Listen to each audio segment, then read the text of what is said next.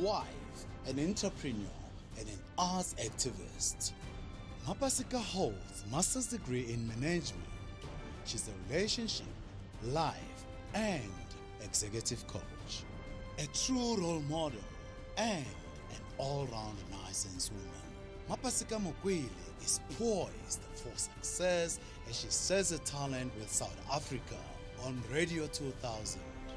Ladies and gentlemen, welcome your host, Mapaseka Mokwele.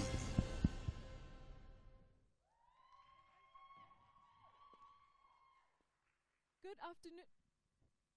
Good afternoon. Can you hear me? I normally have a loud voice. I'm very shy, but I'll try. Good afternoon. Hello, everybody. Thank you so much for joining us. It's an absolute pleasure to be here this afternoon as the host of something that I strongly believe in. So strongly. I think our spirituality plays such a huge role in who we are.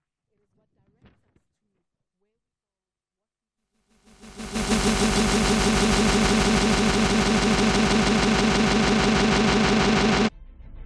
Ladies and gentlemen, welcome on the stairwell, the sensational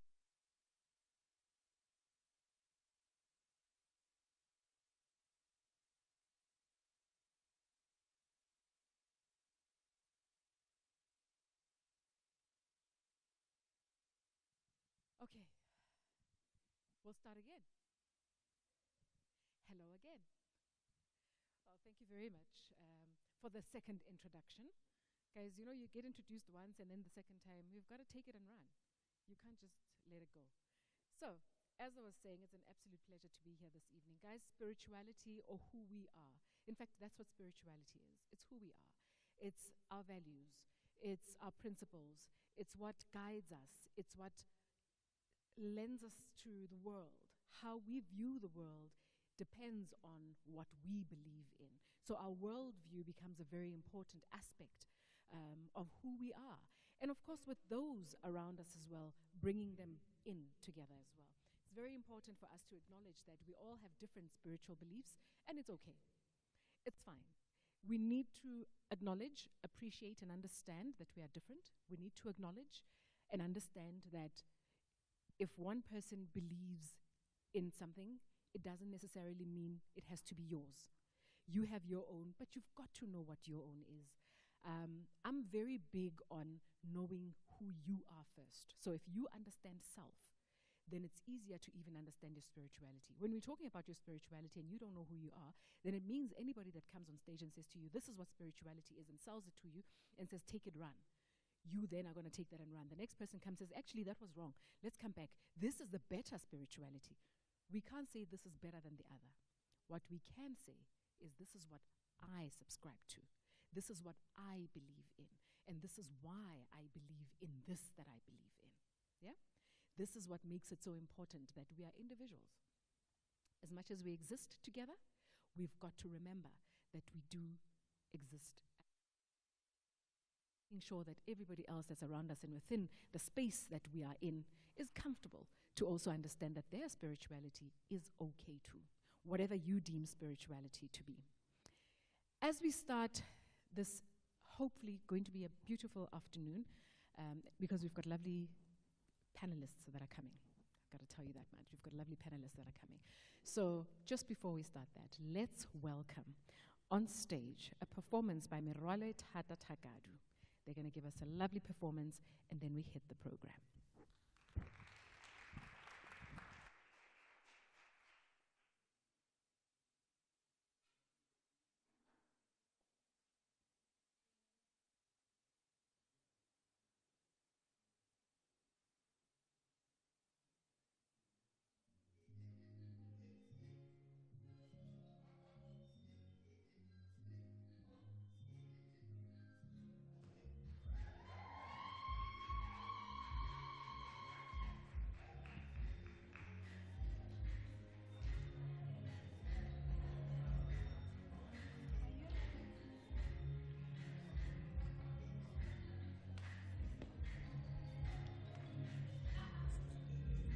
One, two.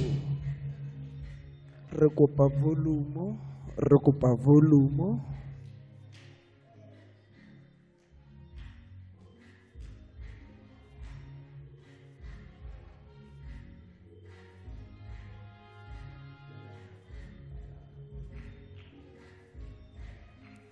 kopa o itshimolle hore fe volume bikinya. Se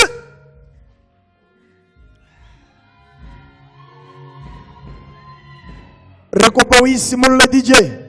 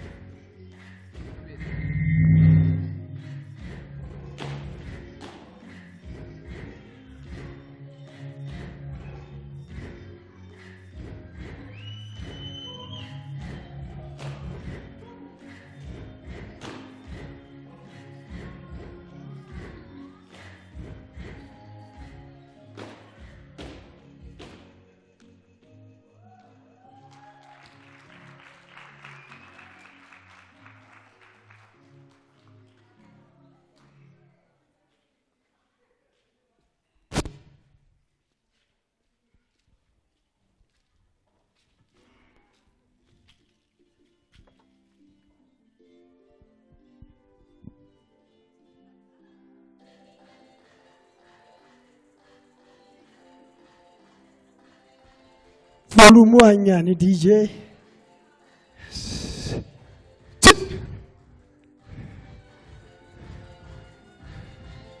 Highway.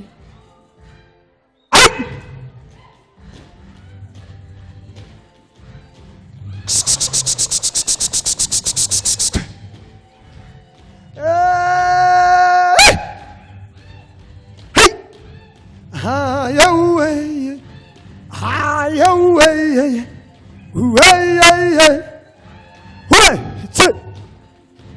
Ronaribina mino masarwa. Ribina susube, Ribina mino masarwa, Ribina susube, susube. Hey! Hey! Hey! Hey! Salvato, salvato. Hey! Salvato. Hey! Salvato, salvato. Hallelujah.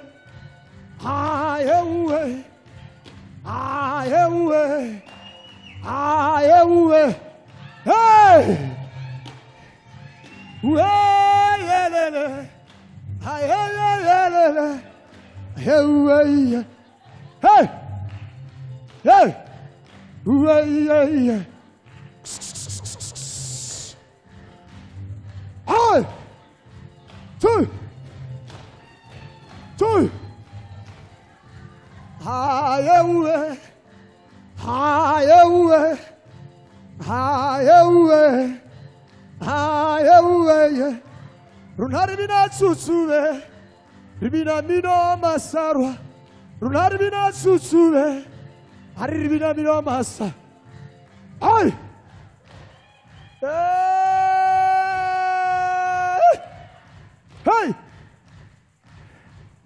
Hey. Harzabai. Hey.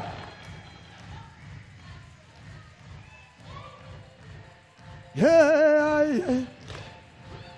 Hallelujah. Hallelujah. Hey.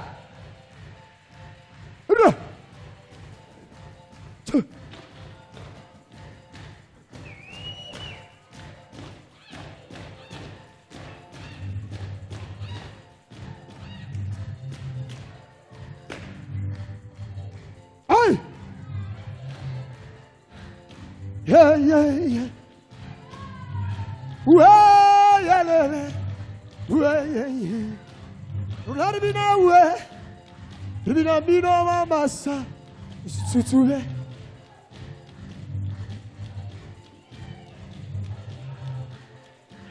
Ay.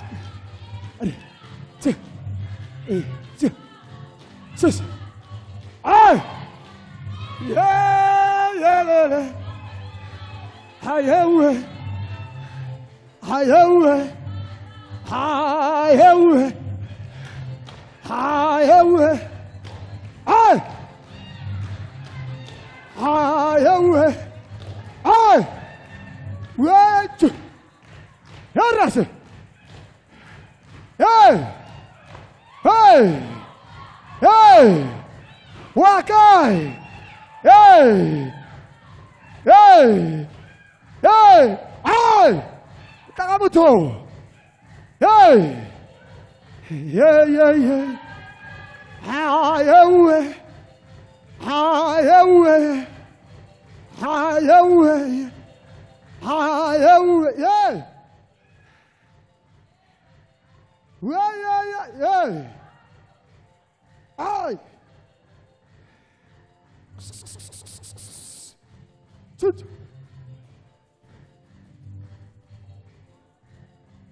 Ay.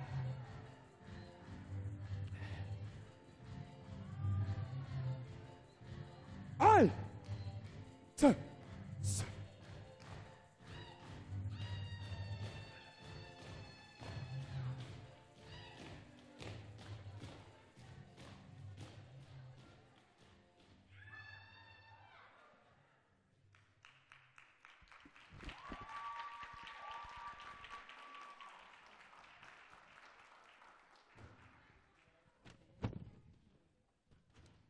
Another round of applause. Wow.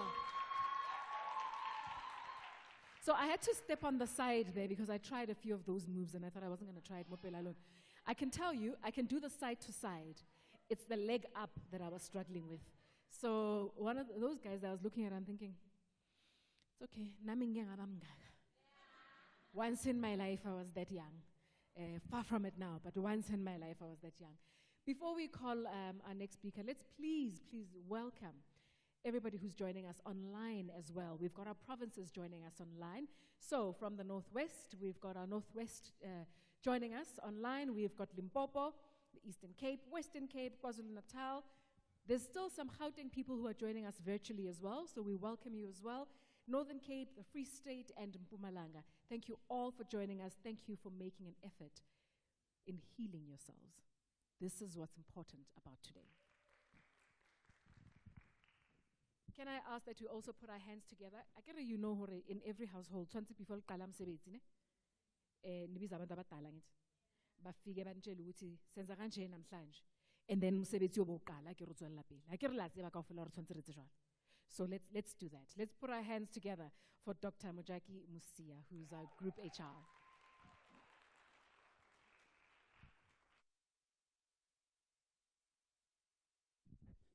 Good afternoon, colleagues. Welcome. Thank you very much for making the time to join us in this session.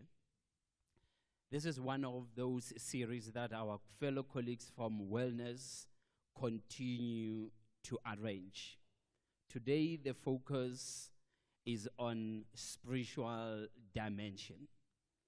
You will remember that we honestly believe that all human beings must bring their full being at work. We acknowledge and appreciate the fact that for us to say it is well with us, it has to be well physically. I have to be healthy. I eat, I drink, I walk, I breathe what is healthy. In doing so, I will be in the position to say, my physical well-being, it is well with it. But sometimes it's very interesting. It is for that reason we have invited experts today. That it may not be well with you physically. It is not because I did not eat healthy, drink, and keep physical activity and what I breathe around. But it is because it is not well with me in my spirit. But it's very important you know that we strongly believe that one of the third dimension is our emotions. It is for that reason, in the previous sessions, we have handled the emotional dimension. It is very important that get nurtured. The fourth dimension that we always speak of is our intellectual well-being.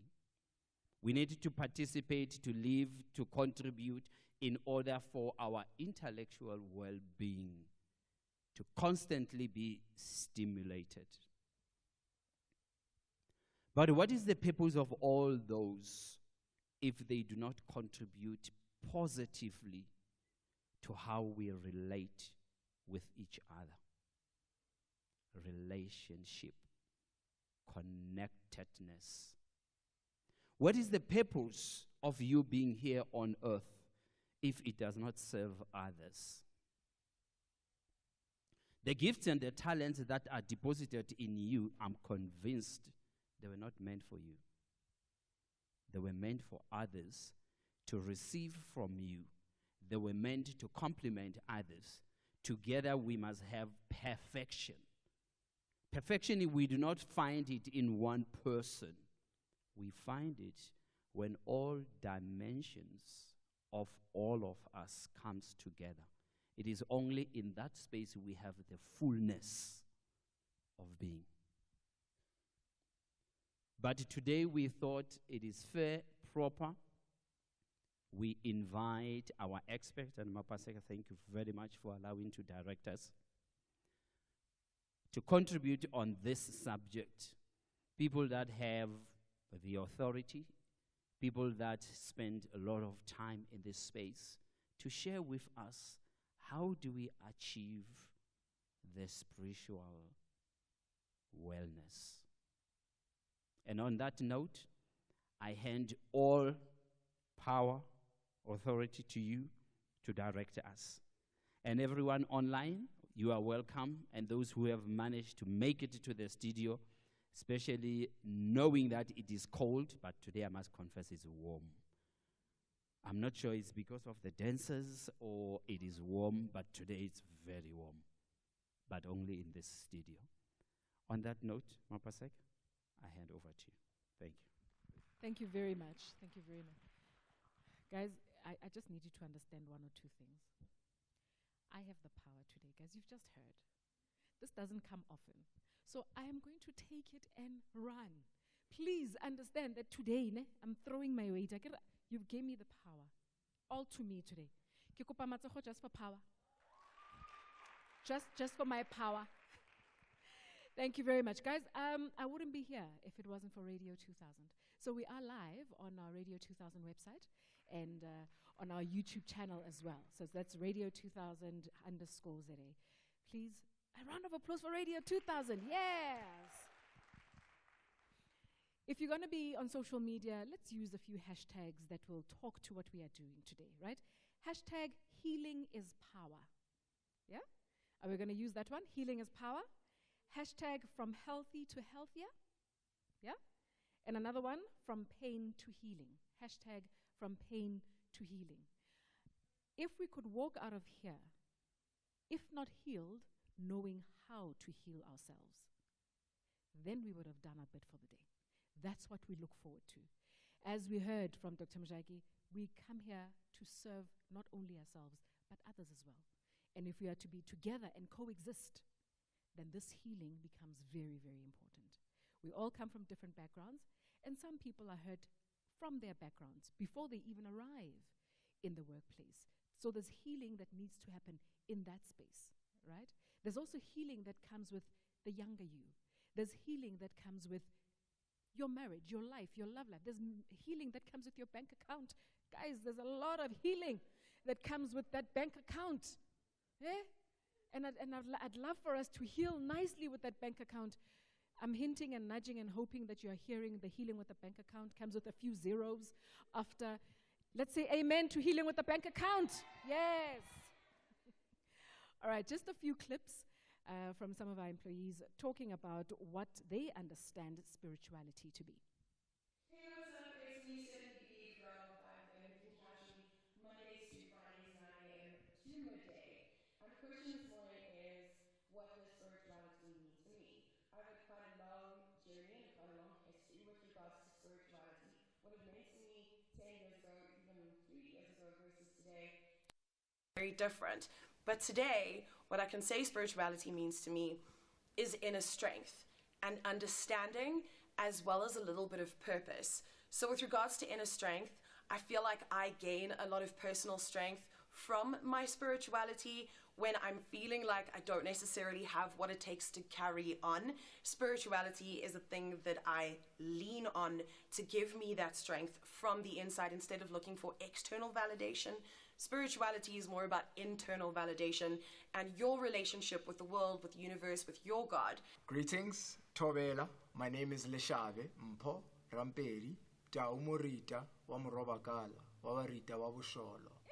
I am a producer here at 5FM. What is spirituality? Spirituality to me is your connection to source, your connection to yourself. Spirituality, I also read somewhere, it said it is the art of breathing. A lot of us don't actually know how to breathe. When you actually take the moment and take a second to breathe, you realize you might not be breathing correctly in the moment. Because if I take some time and go,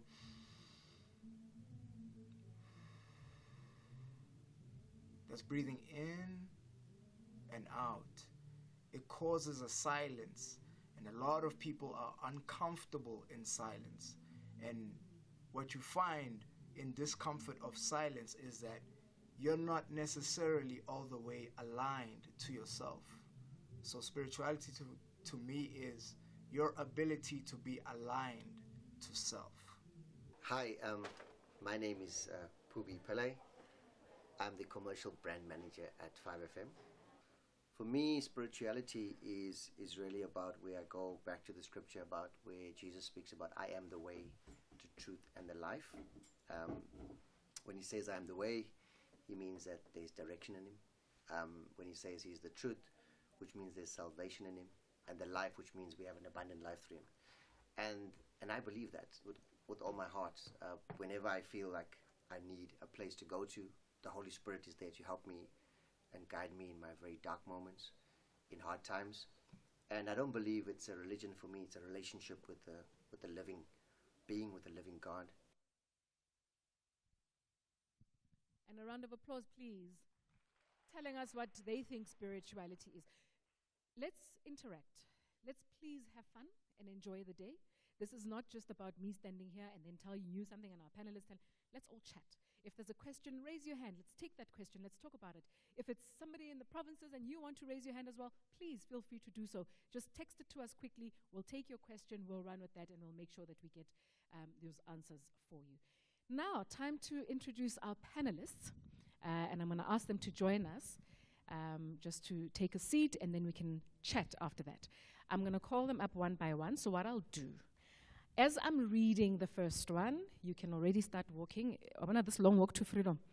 It will help me read. Hey, and then as you get there, it's written, guys, I'm just a disclaimer. I'm Kagwa of the youth. I'm not exactly on the nicer side of youth. I'm the other side.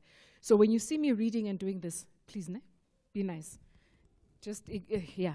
Sometimes the eyes tend to do funny things when you're on the other side of it's okay, whoever's not there, you're gonna get there. You can laugh now, it's fine. One day is one day. All right, please put your hands together for our first panelist, Dr. George Mashaba. Dr. Mashaba is a dedicated occupational medical health practitioner. He is currently the Group OMP at SABC, and he's been practicing for 32 years. With areas of specialization in trauma, personal development, coaching, and public speaking. He's a teacher, a mentor, nurturer, healer, and a shelterer. He believes in nurturing and healing the mind, the body, and the soul of fellow human beings. Guys, how relevant. Welcome, Dr. Mashaba. Thank you very much for joining us. Next up is, this is the thing. You see, I could call her the way Bambiza Khona Lababanye, and then I could call her the way we call her on radio. So I don't know which one to start with. Kehla Manjoro, Ukoko Manjoro. We always have her on our Radio 2000 show on Thursday evenings. She's also known as Kehla Manjoro. She's a well-vested and new age spiritual healer. She's a guide, she's an advisor, and entrepreneur. She's a practitioner and registered with SADC and UAM Traditional Healers Practitioners and Enet South Africa. She's also a woman of noble character. She's a wonderful, wonderful young lady, beautiful. And actually, every time I look at her, I'm like, she gives Gogo a new meaning, doesn't she? Every time you think Gogo, you think, hey, all the time. No, guys, this is now 2023. We have Gogos. It's not just Gogo and Kehla. It's Gogos. Okay, we have Gogos and Kehlas in the studio. Our next panelist is a friend. He's a trained expert in social justice, conflict resolution, and design thinking, leadership, and personal mastery. Brian is a coach. Brian Mhlanga, please come up. Brian is a registered coach. He's a fellow coach and makes a positive contribution to Southern Africa and Africa, and he supports leaders, organizations, and communities in overcoming past obstacles and creating exponential impact. I've got to tell you, he also completed the Kgame this year. Guys! Last year, he did the Kgame and didn't quite manage to finish. And he was like, I'll be back. I looked at him like, are you crazy? He went back, he did it, and he completed it. Strength. And last panelist, I've got to tell you, If you've been at the SABC, for as long as some of us have been, guys, I was trying to count the number of years and I was like, let me stop counting. It's going a bit far. But if you've been at the SABC for a while, you will know her as a mother figure.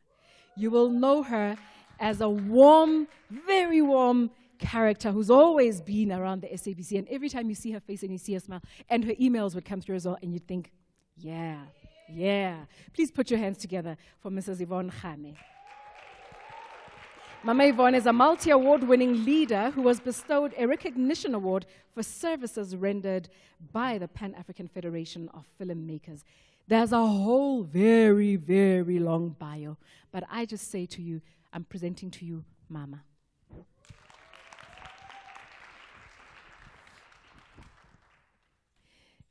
Thank you so much for joining us, to all our panelists. It looks like it's so far, guys. I don't know if it's just me, but I feel like if I'm sitting here, maybe and I want to be close to them, but that's fine.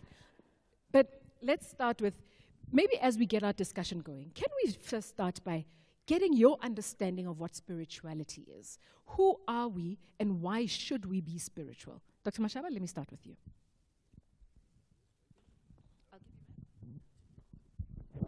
Thank you so much. Ladies and gentlemen, spirituality. Spirituality is the meaning that we give and we make about our existence. Who are we, where we're going, and how do we foresee that journey? Spirituality is the relationship that we have with the 200 billion galaxies out there. Spirituality is the relationship that you have with the person next to you. Spirituality is the relationship that you have with plants, with animals, with inanimate objects. Spirituality is the answer that you give when you say, oh God, I cannot make it anymore, because you are considering that there's something above you, and that is spirituality. Remember, it can be Jesus, it can be Allah, it can be Buddha, Hare Krishna, it can be our ancestors. And that's important because it cuts whole through. So spirituality is how we do our life and who we believe controls the universe. Thank you so much. According to my understanding, I believe spirituality is a relationship with self, understanding that the power you cannot acquire from outside and it cannot be aided because everything is within.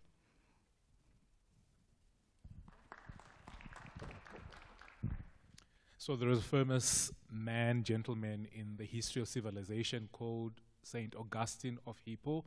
And Saint Augustine of Hippo has got this famous saying. He says, "Oh God, our hearts are restless until they find rest in you."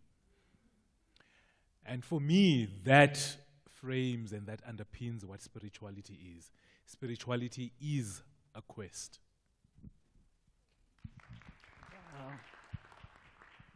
Wow. Spirituality. I was taught that no one would say it's a girl at birth unless I breathe.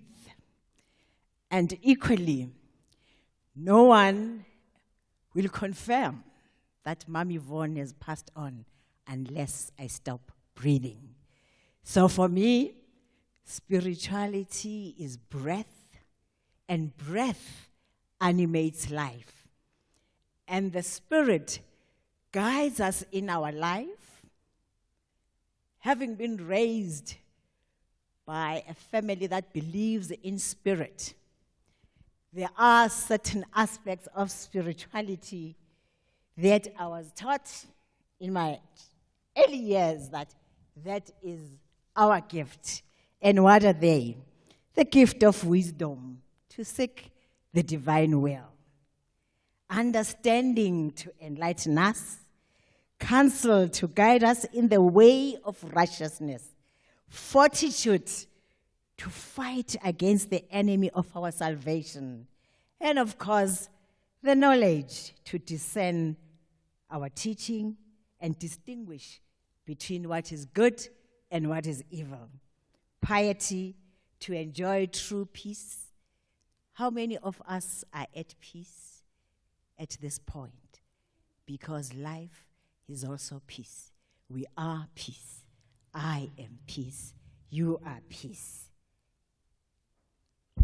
Loving reverence towards God, our Creator. Whoever God is to you, Mom Yvonne has went through a journey in life that taught me that there is something bigger than just our body and our minds. There is soul, and there is a Creator who guides us, who protects us in many ways.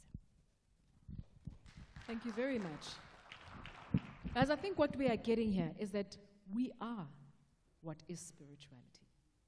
Spirituality is within us.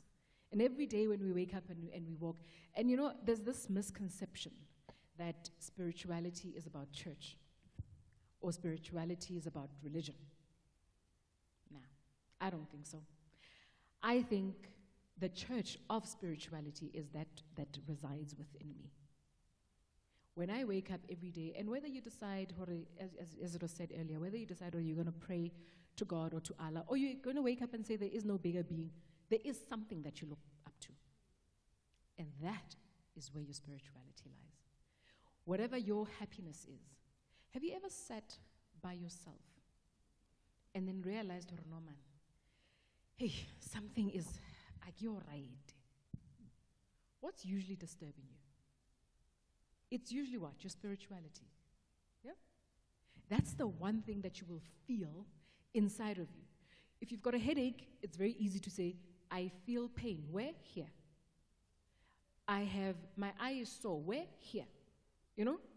My knee is painful. And you can point at it. But once the spirit is disturbed, it's a different feeling. It's pain, but in a different form. Completely different form. Dr. Mashaba, duality in life in relation to spirituality. Let's talk about that. Can we get that mic? Thank you so much. Duality in life in terms of spirituality. If I may ask, do you think life has a formula? Nope. At least I haven't got it. That's what we think. People think and go and research these things. And there's a hidden order somewhere that says life is dual. And if you understand that order, your heart and your mind opens up. In the universe, there's life and death. You know, on our earth, there's winter, there's summer, there's day and night. So why are these things happening? What does it mean? It means that things goes in pairs simultaneously at the same time.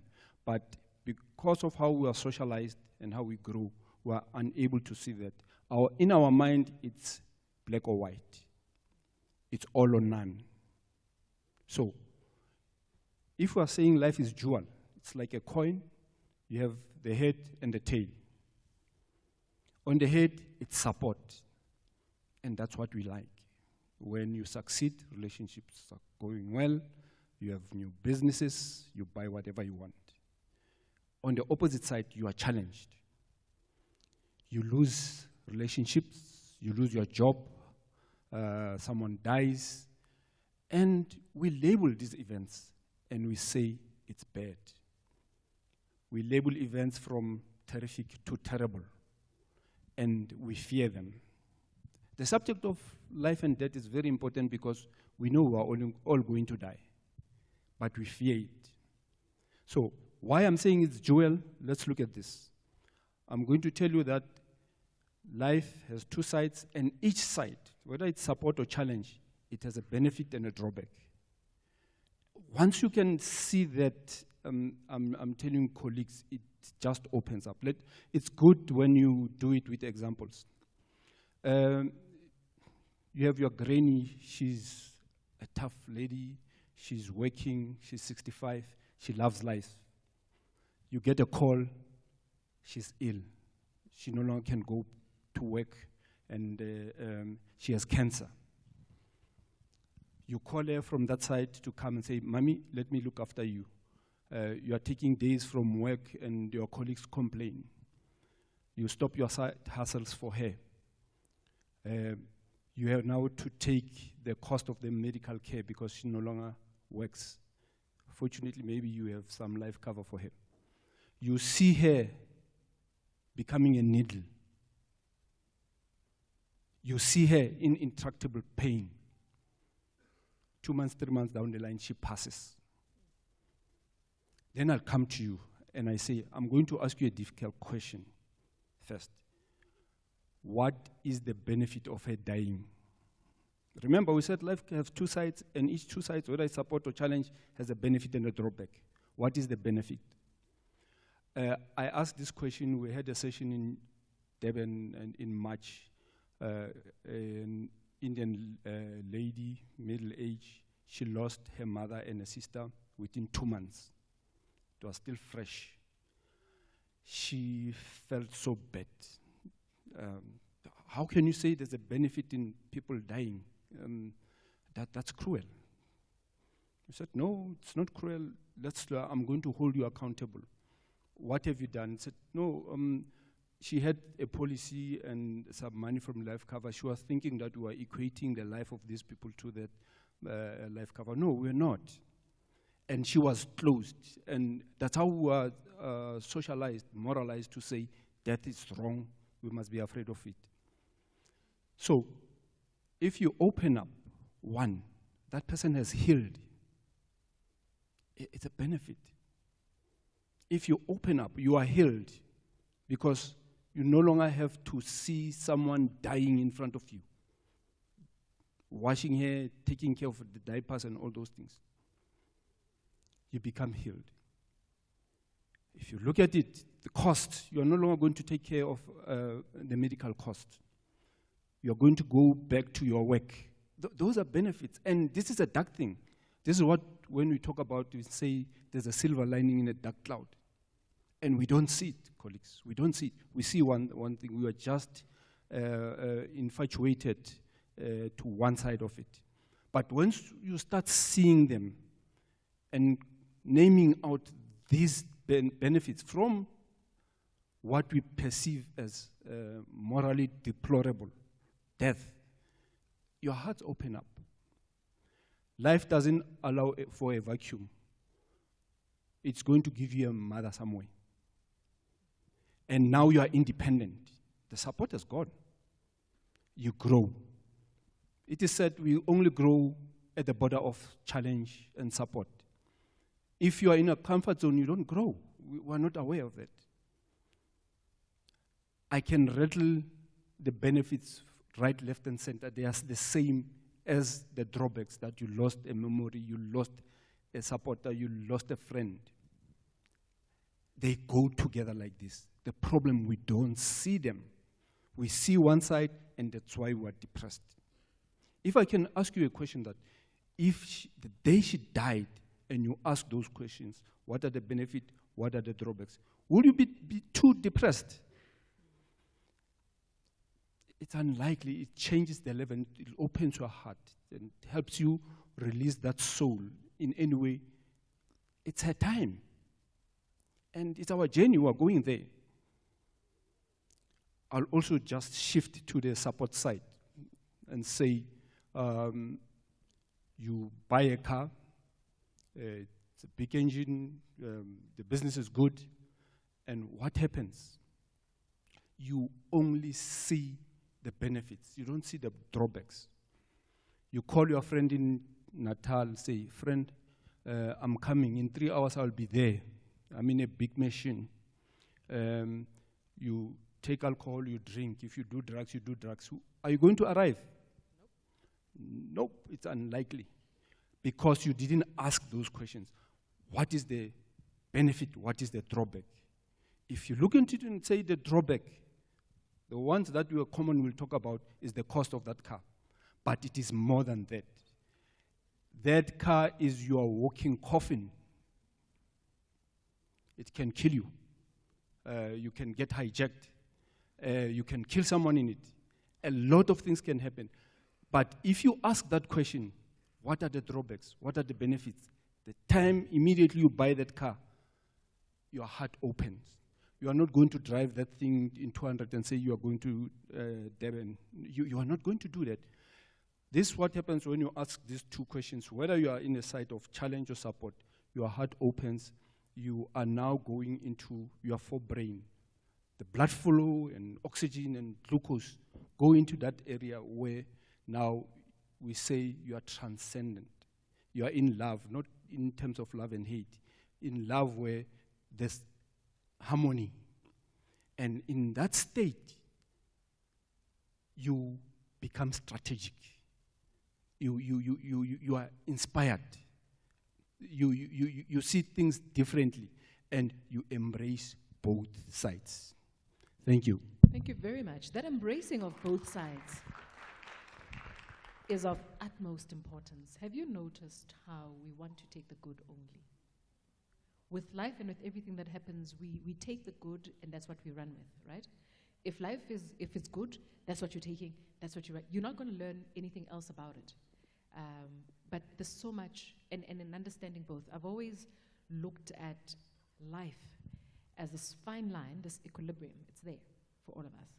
And for every up that you get, you've got to get it down. So what that means for me is that if you are down, it doesn't mean you have to stay there. It means there's an up that you should be looking for. So you should be on your way up. And again, when you're up and you go down, don't feel like the world is coming to an end. You've just been up. This happens, and you will be up again. So that is the cycle of life. That's how it goes, and that's what we should be looking at. Interesting, though, that we are all spiritual creatures, but we box ourselves, don't we? We put ourselves in boxes. We say, this is what I believe in, and if you don't believe in what I believe in, then you are wrong. You are incorrect. My belief is better. Right? Somebody says, I can't come kumsebenzi today because and somebody says, what is that? What is that? I mean, why are you washing those shovels? What is the point? And then you call it that washing of the shovels. Washing of the shovels. But this is what we tend to do in the workplace. It is so important for us to understand that we need to accommodate each other, but how do we do that? How do we turn this around in the workplace? Gogo? Especially with the communities that we serve. In the workplace, outside of the workplace, how do we arrive at our spiritual best, but not negating anybody else's spiritual best? As I did mention in my previous comment, that spirituality starts within. So when it starts within, that means you've got internal respect for yourself. Hold on. Can you hear her? Your mic is a bit low, I think. Can you hear me? Up a bit more. Okay. As I mentioned in my previous statement, spirituality starts within. So if it starts within, that means you have self-respect. So when you have self-respect, your respect needs to start showing outside. So once you lack that self-respect, then you won't have any respect for other people spiritually. Do you understand? Yes. So basically what you're saying is when we look at people not being able to accommodate others and their spirituality, it's actually about them. It's actually about them. That's big. That is quite big.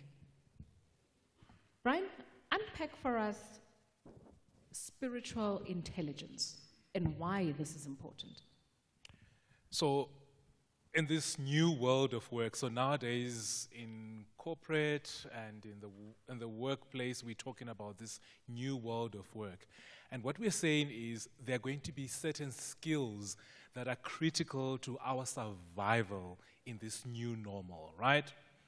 And in the past, you had to be a technical person. You had to know how to do the things that were expected of you. And that's all good, and even up until Manje, it's still the same.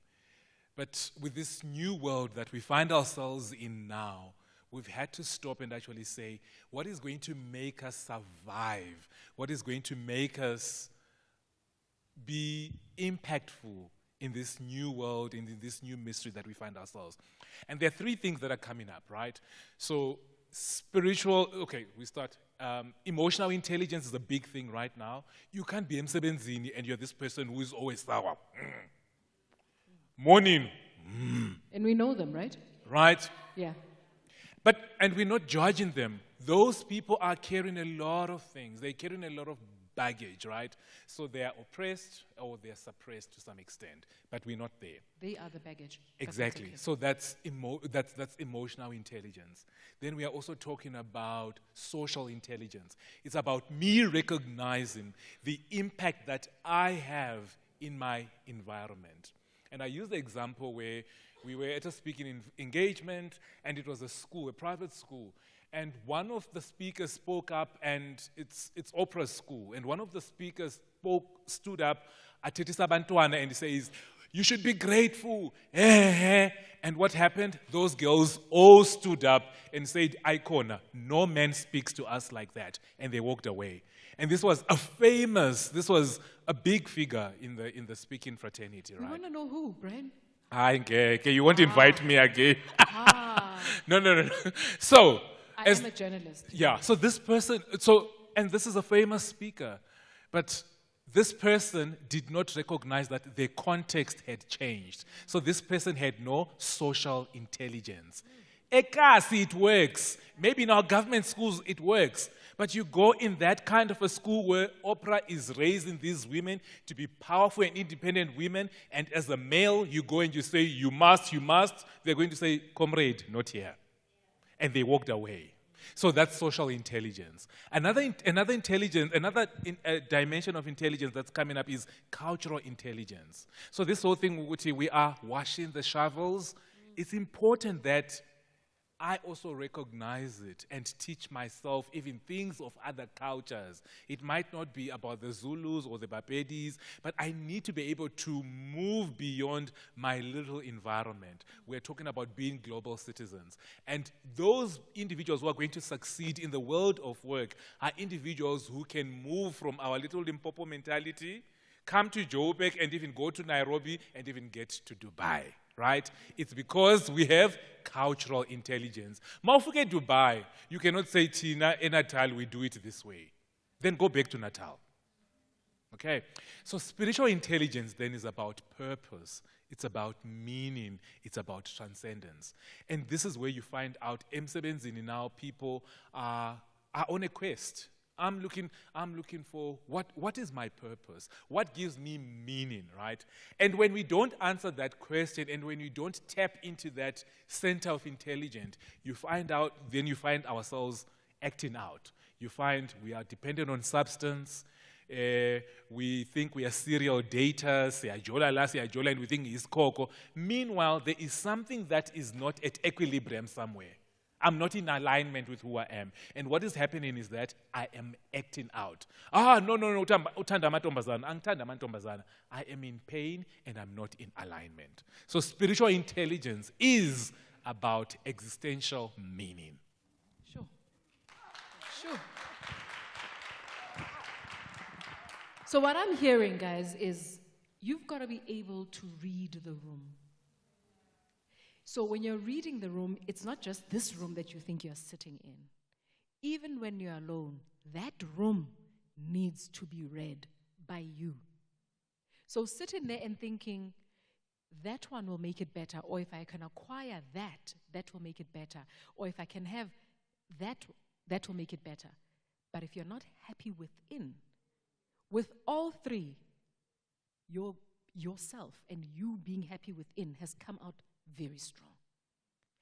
There's also, we live in an age of negativity. Have you switched on the news in the morning? First thing in the morning, you switch on the news. 5 people have died. You're like, yo. Okay, you cross to the next station. The rand is terrible. Yo. You go to the next station. A child has been, you're like, guys, are there any good news out there? Is there a way of an awakening hope or optimism within us to feed our spirituality? Mama Yvonne? My darling, absolutely. And at that point, let's just start by listening to the song Oceans. And as you do so, feel your breath. Feel your heart. My heart gives me hope because it never stops. It's a 24/7 job, every second, every minute, and every hour. In many ways, I am an image and a voice of hope. 16 years ago, around this season in winter, on the 14th of June, I met the Holy Spirit.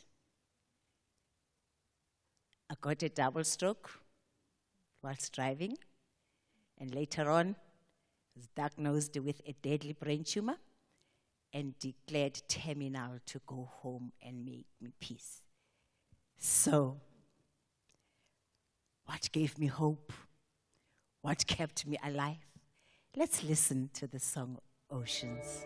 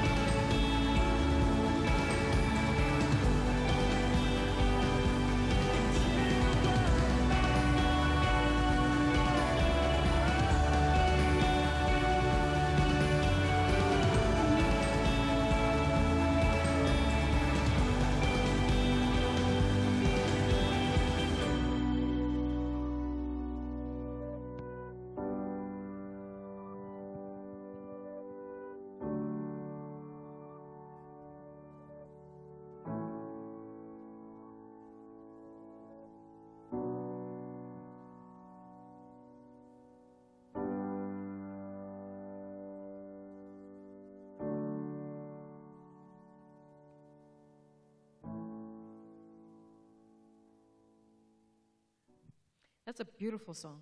Absolutely beautiful song. Yeah, that's what. I need to back announce it. I'm sorry, but I need to back announce it. I'm sure somebody's sitting there thinking, where does this song come from? So before you go on, Ma, Oceans Where Feet May Fall, Hillsong United. If you're looking for that song, find it. Go on, Ma. That is awesome. That's what gave me hope, Mapaseka, because I trusted my medical team to have an answer to heal me in the face of death. And thank you, Doc, for teaching us the duality.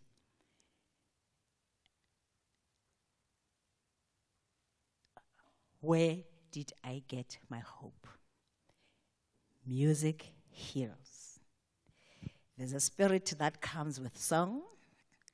I went home with no answers, used music to meditate, to still my mind and give me hope so that I am not thinking, when is my last day? Is it in the next hour, the next day, and the next month? So what really gave me hope is my faith, to know that with the Spirit, there is something bigger than me. In an interesting way, I think one of our speakers said it. A lot of people from different faiths and religions prayed for me. In an interesting way, none of them said, which church do you come from or what's your devotion? They just prayed for me. So what gives us hope as well is to believe that I don't know this person, I've never met them, I don't understand their faith, but they want to pray for me. So what gave me hope was opening my mind to receive. It was the power of intention. I would chant every second and made everybody in my family bizarre, because all they were told that go look after her, she's going anytime. And there's Yvonne waking up every day and saying, I am healed. I am peace. I am service. Power of prayer gave me hope. And sometimes we think a prayer is a whole lot of things. I made it simple for me because remember I was stroked. I couldn't even talk properly. My tongue on the left was stuck and so on. So I would just say one thing. Lord, hear my prayer. You've seen my tears. Like you've done it before. Do it one more time. Give me more years so I can serve you. And it is for this reason that I am here to say to all of us, don't die before your death. Don't die with the song in your heart. Have faith. When you have faith and hope, you know that there is inner power. You know that there is power beyond you. And you know that you don't have the answers right now and the resources and the solutions. But you do believe that this too shall pass. And I knew that my business with SABC was not finished. So I said, Lord, give me more time. Go fetsa tse di sa fetseng. Ke mona ge ke re Mami Yvonne wa de rata. There is a better tomorrow when you believe. God will guide you, will take you to the places you've never been. So be it. So important to believe, eh? And in whatever is most important to you. That song says, your grace abounds in deepest waters. Your sovereign hand will be my guide. It doesn't have to be what one person says it is. The grace that comes is what you believe in. And that's the crux of what your spirituality is. Dr. Mojaki, as he was talking to us there, mentioned, he showed the different dimensions of who we are. And because we do not exist in just one small little space, you can't say we are only spiritual beings and nothing else. We will have the physical side, the emotional side, the intellectual side. But what is most important, I think, for all of us is balance. So how do we find the balance, Dr. Mashaba, to make sure that we are still able to do what we should be doing whilst inspiring? You know, when we wake up every morning, we have so many things that we do. When you sleep, you only thank God for one thing. Oh, thank you for Gumvus. Thank you for the day. But there's been so much more, and everything else that you are doing to make a difference in everybody else's life. I go on air, I switch on the radio, and sometimes I'm like, oh, I'm so tired. Okay, let me just do the show. And then as you're doing it, somebody comes and says, oh my gosh, that you've just said there, thank you, that's what I needed to hear today. And then you're like, yo, okay, so that was my purpose for the day. But how do you find the balance in not doing one too much over the other and bringing it together to who you are?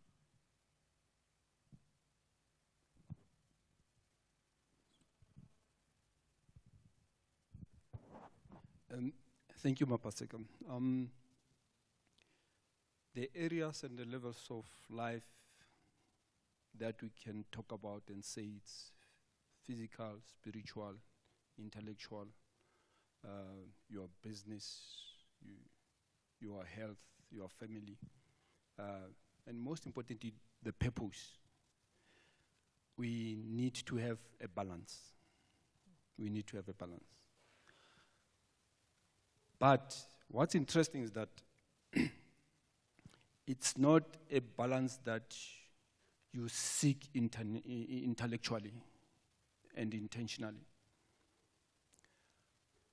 We live with certain priorities that I will call them values. It's a hierarchy of values, where the higher you go with those values, the more poised, the more aware, the more you know where you want to go. And the lower you go, you are not authentic. It's not yourself. You will procrastinate, you will be frustrated, you'll be angry. This balance comes this way.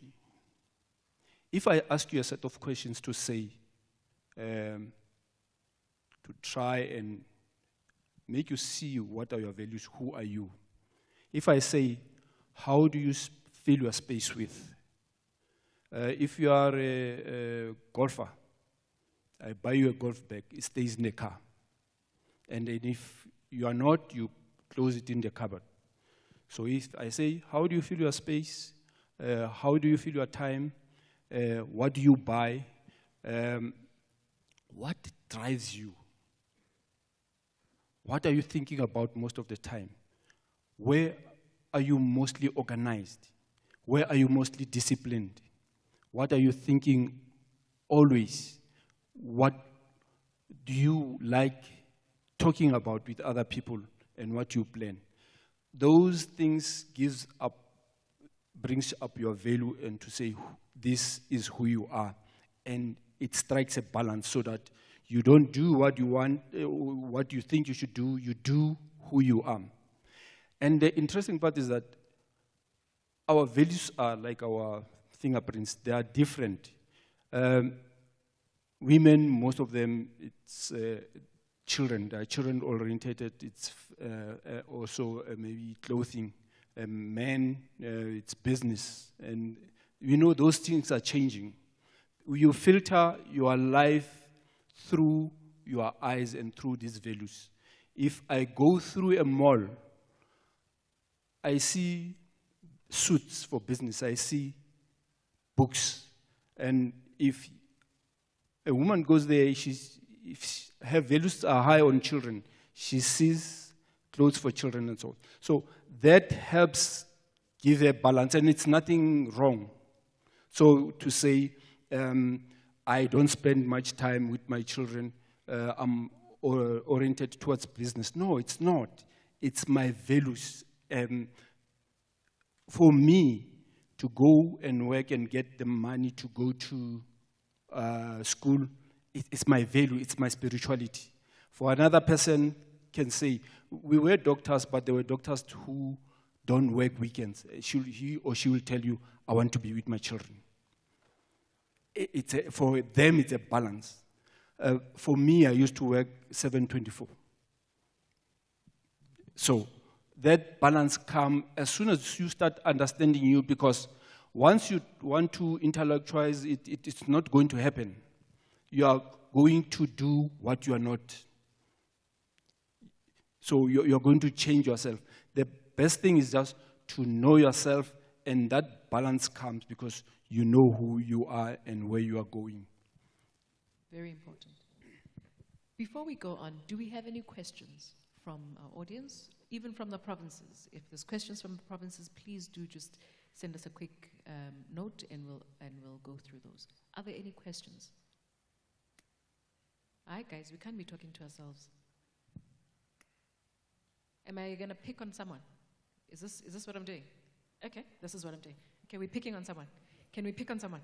Okay, cool. Look at everybody looking away. Everybody's like, let's not make contact with her. Let's not go anywhere close to her. This lady right here. Yeah, when? You. Spirituality to you. Right here. Hello. Come back. You. That's her. No. Mokone. There we go. Spirituality to you. Are you feeling spiritual already? Arutle. Let's hear it. How mara? What's about a minute on radio is so long? Let's go.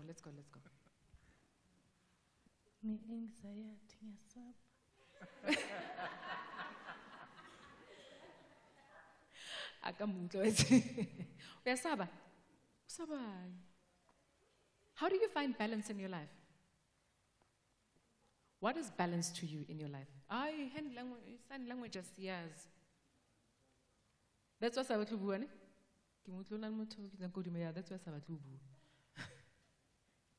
Next door. Also Arabing next door, unfortunately.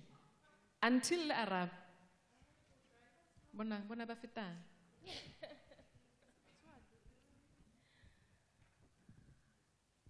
Okay, I'll try to answer this one.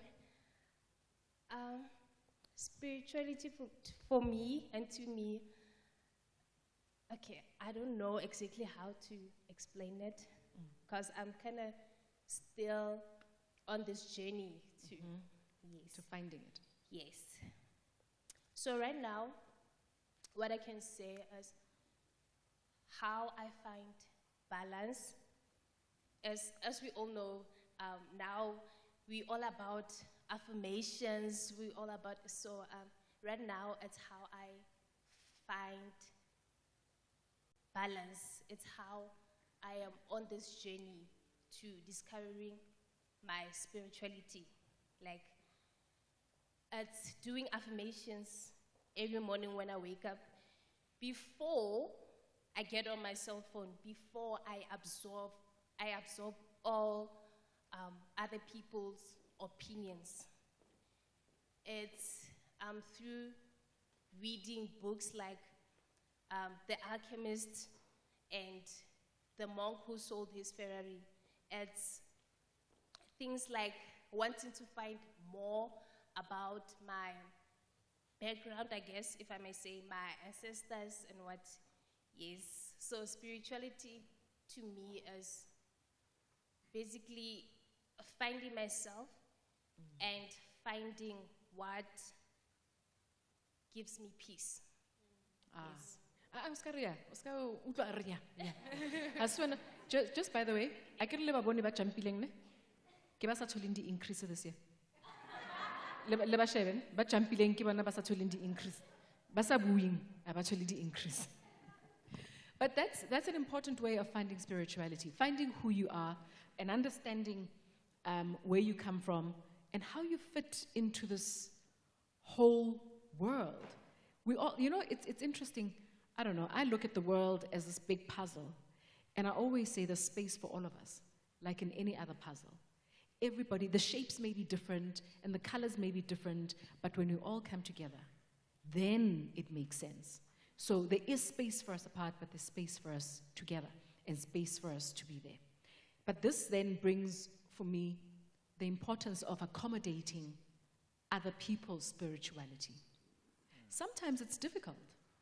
You don't believe in something and somebody says, but this is how we should be doing it. And you're like, yo, no, it's fine. Hey, I'll go pray in my corner. And they're like,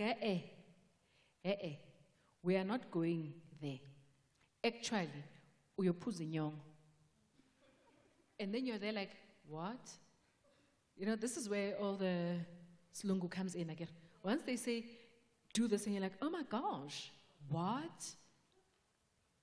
But there's an importance in recognizing that the space for every one of those practices in every one of our lives in some way or another. And if you don't want to do it or you don't believe it at that point, how do you then accommodate others? Kehla. Aspasi, this is where the confusion starts. When you're a child, you are born into religion. But uvela Mabunda. I can't change who I am. I can't drain the blood that's in me. But I can decide to be Catholic. I can decide to be Muslim. So if I find you as Bapedi or Batswana, that Bapahla, and I'm now introduced to your space, I need to respect that space because it's yours, Libatubahau. I also come with my people, but it's your home. I need to make sure when I'm there, even if I don't do anything, but I respect. Then when I go back home, I start practicing what I practice. You don't discriminate. You do not judge. Because what works for you does not work for me. Sure. That is a lot, eh? Do you guys ever sit down and look at other people and think, "Kota le? But I think what you're saying, Kehla, is the difficulty is that we don't only look and we just leave it there. We usually look and then have so much to say about it. So pushing other people away and making, I don't know, we have this warped sense of importance as humans. We have this very odd way of thinking, my way is the only way that we should be doing things. If you're not doing things the way I say we should be doing them, then wenzani? That's why into zakho zingahambi kahle, as if zahawdi zamahandle everywhere. So I think it's important, Brian, that we coach people into understanding spirituality.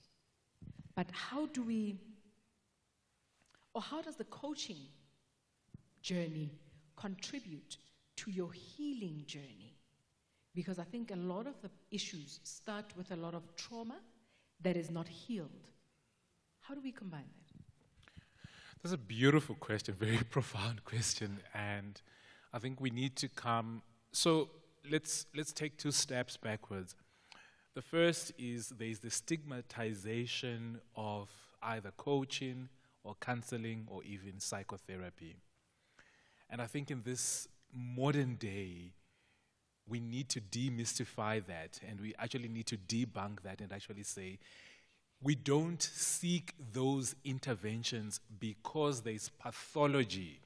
We seek those interventions because they've become an imperative in our lives. So when we look back, even Emakaya, Maskula, or those of us who come from communities where we are a little bit traditional, there was always somebody who was there to mentor us. Bekuno Budumdala, bekuno Malume, bekuno Rahadi. In a way, they were mentoring and coaching us. NgesiZulu kuthiwa indlela. And that's what, to some extent, coaching and mentoring is about. So number 1, I'm saying we should destigmatize it. Number 2, we need to come to a point where we actually say, I don't know it all as I am as an individual. I have not figured it out. And then, especially for males and us African males and black males, there's this thing where we cannot ask for help.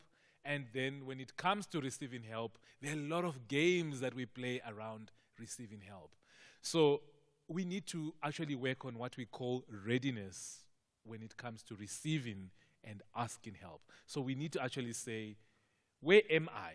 And you will not know where you are until you start observing the patterns in your behaviors.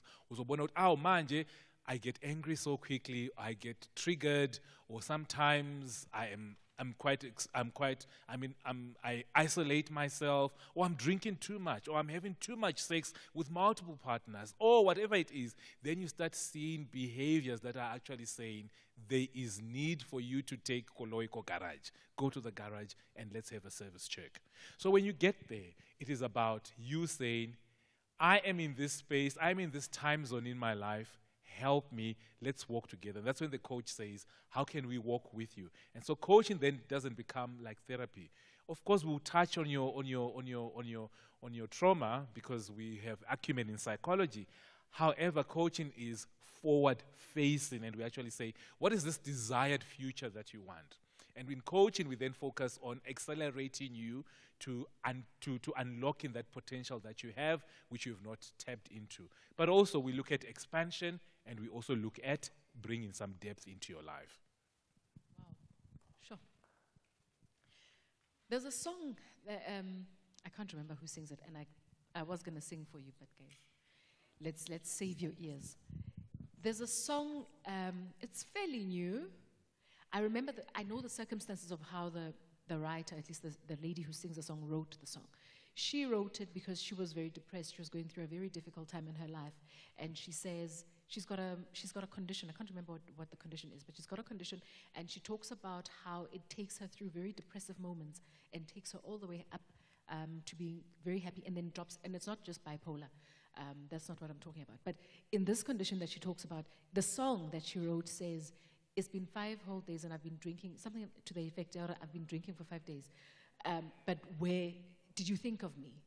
You know, and this goes to the sense of being with other people, the understanding that this person now needs a service. Are you seeing people around you? Are your eyes actually open enough to realize, but for the past 5 days, when you've been overdoing things, what's wrong? What could be going on with you? What could be wrong in your soul? Have you taken time to go for that service that we need? We are so good to our cars, aren't we? Yeah. We are so good to our cars. We take them for, that one light, hire on. You're the first one go garaging. But when your body comes on one light, you're like, next light. This is how I always describe it. Life will throw little. Do you remember when we were in school? And I know I'm dating myself here, but when we were in school, we used to take a little piece of paper and you'd put it in your mouth and make a little ball. I guess. And then the other side. But it's a small little thing, right? So when it hits the next person, what do you do when it hits you? You simply just brush it off and you move on, right? So that's usually the first indication of there's a problem. And I'm talking, this is now life saying to you, hello. You ignore that. It says, okay. And you're like, ouch, man. And you move right along. Again, you ignore that. And then it comes back and says, okay, now we're going to get maskuvenyana so wa mabul kholunya. Throw that one. And even then you're like, ouch, geez, you're hurting me. And then you move right along. You forget to stop and check. Those are your lights going off. Until life says to you, okay, I have tried to stop you. You are not stopping. Let me now put a whole boulder on top of you so that you can't move. So that now you have no other way but to stop and listen. So just like your car, when that first light comes on, if you were to ignore it, and the second one and the third one and the fourth one, what would happen? The car would stop. But for some reason, we don't look at our bodies and say, the same will happen to us. So I want us now to get to the role of spirituality in the healing journey, but also the tools to use to activate this healing journey. Because I think the biggest problem, Mam Yvonne, is we ignore these little points because in all truth, we actually don't know how to heal ourselves. And it's too scary to look inside and think, is there something wrong actually? There's nothing wrong with us. So these things seem to say to us, there's a problem. So what tools can we use to activate this healing for ourselves? Absolutely, Mapaseka and fellow SABSers. We do have the tools within ourselves and in our environment around us to tackle those things. All it takes is compassionate listening. When doctors said we are unable to assist at this point, but we care and we love you, what are the tools that Yvonne used? Please play Count Your Blessings for us there by Kgame. Yeah. Which was one of...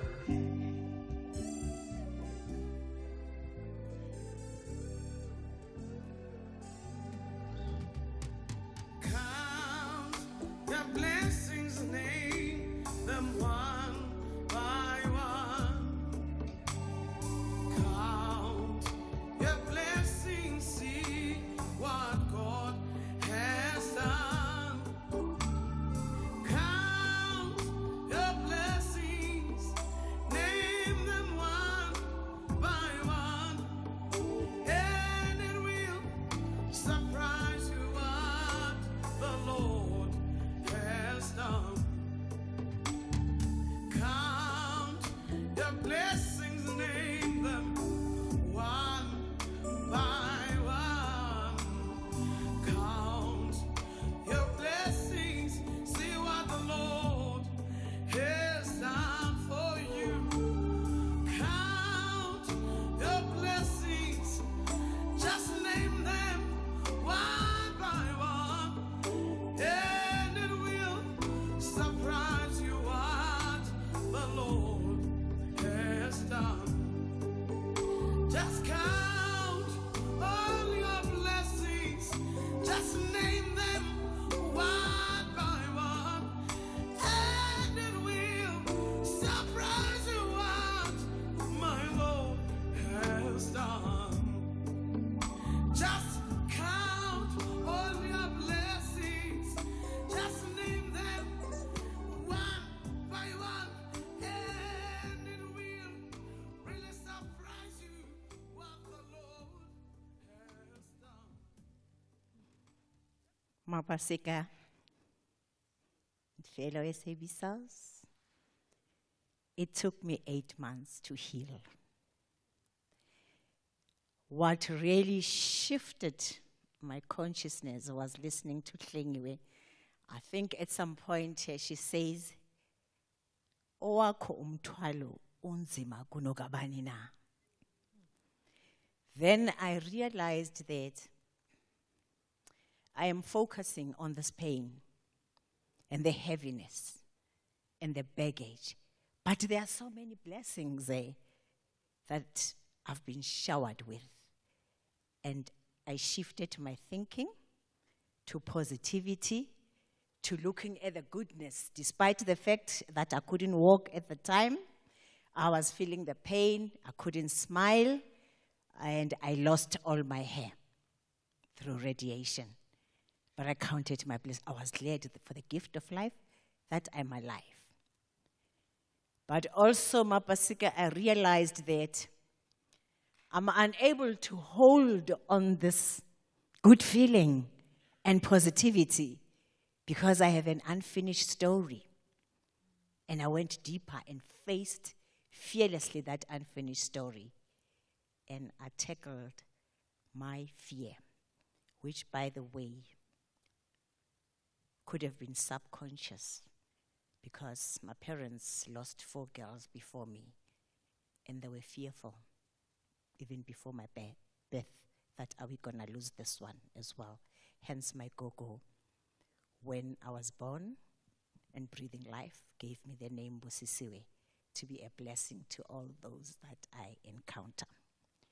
But I realized that also I need to go to the unconscious mind. And I focused also on what I was conscious about, and that was the hatred and the anger, the regrets, the betrayal. Hard as it may be, I went back to the teachings of my own parents, that in life you need to forgive yourself and forgive others just as you want to be forgiven. And I used a journal. Everything that was stuck with me, from the childhood traumas,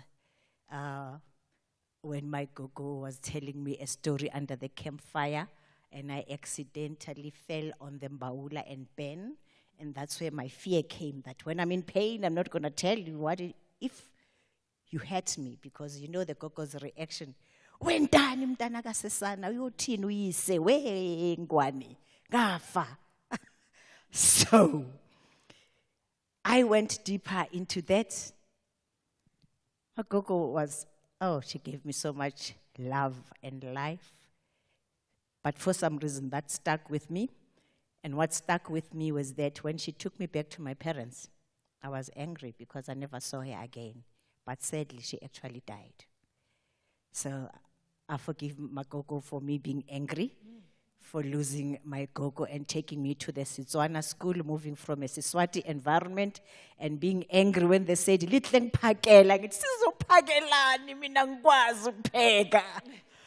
Learning a new language. I forgive. The first person I actually forgive was myself. For things that I did to myself, being a workaholic, thinking the SABC content will stop when I'm not there. Let me tell you, for that 8 months, it worked even better without me. But sometimes that's what we tell ourselves, and then we don't respect this body, and we forget that it is not gold, it is not a monument, and it's got a short lifespan on planet Earth. But I do believe that my soul is eternal, and it's that soul that I did not nurture.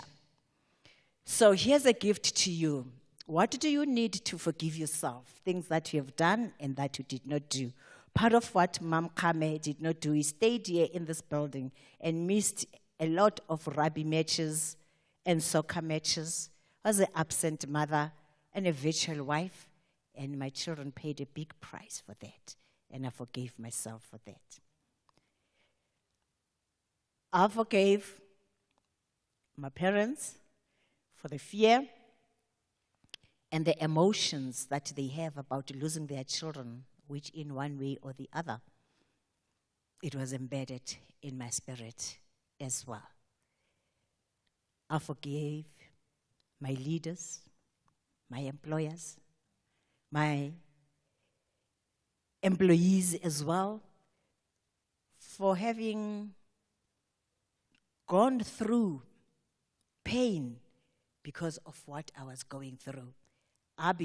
There's nothing wrong with working hard, but I became a workaholic, and I imposed it on my subordinates as well, because I was running away from life. If you're not facing life for what it is, you will always find something to hide under. And to Mom Yvonne was work. And I forgave myself for staying in this building sometimes until 9 o'clock, knowing that I'm diabetic but eating Russian and chips. So forgave myself for being suicidal. Forgave everybody, that even my teachers. I remember that there's a teacher who I will not mention by name, who would just be attracted to those girls with fat legs and whatever, and I was like that, and would always direct you to the office, but he would not say it in many ways because I was scared of my parents, because I was very open my parents. So went there as well. And because I did not open myself to sex, I would be beaten for anything, even for scoring 9 out of 10. Why not 10 out of 10? But I knew what was the root cause. So part of my healing was going deeper to the root causes of what made me abuse my body, my mind, and my spirit, and distracted me from a relationship with my spirit and with my God, because for some reason, something changed. My values, good doctor, got lost. Then I thought work was everything. And I was taught that all I need is love and my faith and joy and the good education. I lost all of that. Healing your inner wounds is a very great gift. Nothing moves until you act. People can come and pray for you and give you tablets, your psychologists, your life coaches and whatever, but if you're not taking responsibility to release, to let go, and if you are not aware of how you got to whatever mess, I'm a believer that things don't happen to you. They happen through you. So my question to you at this point is, what have you allowed to go through in your life? Is it a bad eating habits? Is it not the resting, thinking you the alpha and the omega? And when I coach people and sharing my story, I always ask them, in 24 hours, what do you do? How many hours are for sleep there? Because you know, we suppose at the most at least sleep for 8 hours. How many hours do you spend for work? How many hours do you spend to connect with Source? I'm so glad someone mentioned reading. Reading heals. I actually read those books to heal myself, the Robin Sharma and more. So how many hours do you also spend for fun, relaxing, even phoning those relatives that you will never speak to them unless they phone you and tell you there's a funeral or a birthday and whatever. So I started to use my 24 hours strategically as well, and in that way to give myself a balance. And part of the healing, I think you mentioned many times, Mapaseka, we are what we eat, and not only in our stomach. What do you feed your mind, and what do you feed your soul, and what do you feed your body? And that is why I got interested in inspiring people to say, do you know your numbers? So as we're sitting here, do you know your numbers? How is your BP doing? How is your insulin doing? How's your cholesterol doing? Do you know the history? Who had cancer in your family? And so self-care became a much deeper thing for me as well. Also, it took me time, but I needed to count on my blessings, hence that song, and to build on my strength. Because right now, I would be sitting at home. Remember, my stroke was on the left, which is about analytics and memory and everything, so sometimes I get stuck. Then I learned the art that if I want to be centered and whatever, so I would usually read a poem or pray a music before I go into things deeper. But I also researched the functions of the right brain, and I use it a lot for Africa. I hope we'll have an opportunity. I will read you a poem before I go, but yeah, that's what it is. Thank you so much, ma'am. How often do you count your blessings?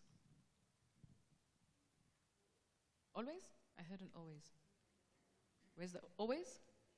Where do you start? Where's our mic? That side.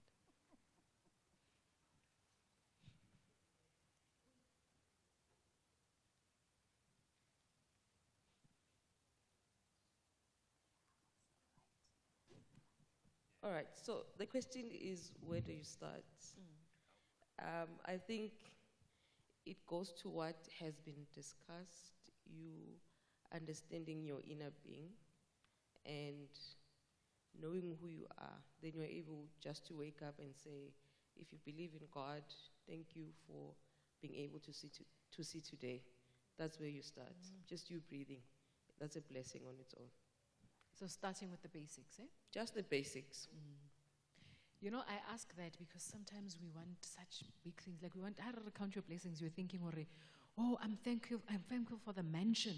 I'm thankful for, no. You're right. If you had not woken up today, that mansion is irrelevant. It's not there. Now, Mom Yvonne spoke about something very, very important. How we tend to give of ourselves so much that we destroy ourselves in this giving. Did you see the story said Jamie Foxx? I'm sure you saw it. The story said Jamie Foxx, how he had a stroke, an aneurysm actually, while at work. He collapsed, he was rushed to hospital. He was almost at the end of, he was shooting a film, and almost at the end of it. You know what they did? They rushed him to hospital and he got there, and then they got a body double to finish the movie. So what does that tell you? He's the man in that movie. But they found somebody to take over and finish. So we could be killing ourselves thinking, yeah, but if you're not taking care of yourself, then you're not helping even the people that you're working with. You're not even helping your children, your family, any of those, if you're not dealing with self as you should be. Are there any other questions or comments? Oh, there's one over there. I'm so glad at least somebody's talking to us. Thank you. Usba, good afternoon. My name is Maswile. I'm from News. I'm glad that we can sit and talk about these issues. When I saw an email coming in and looked at the speakers and the facilitator, I thought to myself, let me go and hear what they want to talk about. And I think we are lucky as South Africans from where we're sitting, where we have an option, or we can choose to take our own spiritual path. Take, for example, in other parts of the world where they don't have these discussions. It can be called a Christian country or a Muslim world or anything else. But here in South Africa, we are able to sit like this and reconsider your options based on circumstances, consequences, and where you've been. Take, for example, during COVID, we know many of us heard for the first time about something called Mhlonyana during COVID, whereas others were saying, we've been drinking this thing and it works. Whereas to some of us, any medicinal plant with an African name was considered to be a taboo or cannot be used.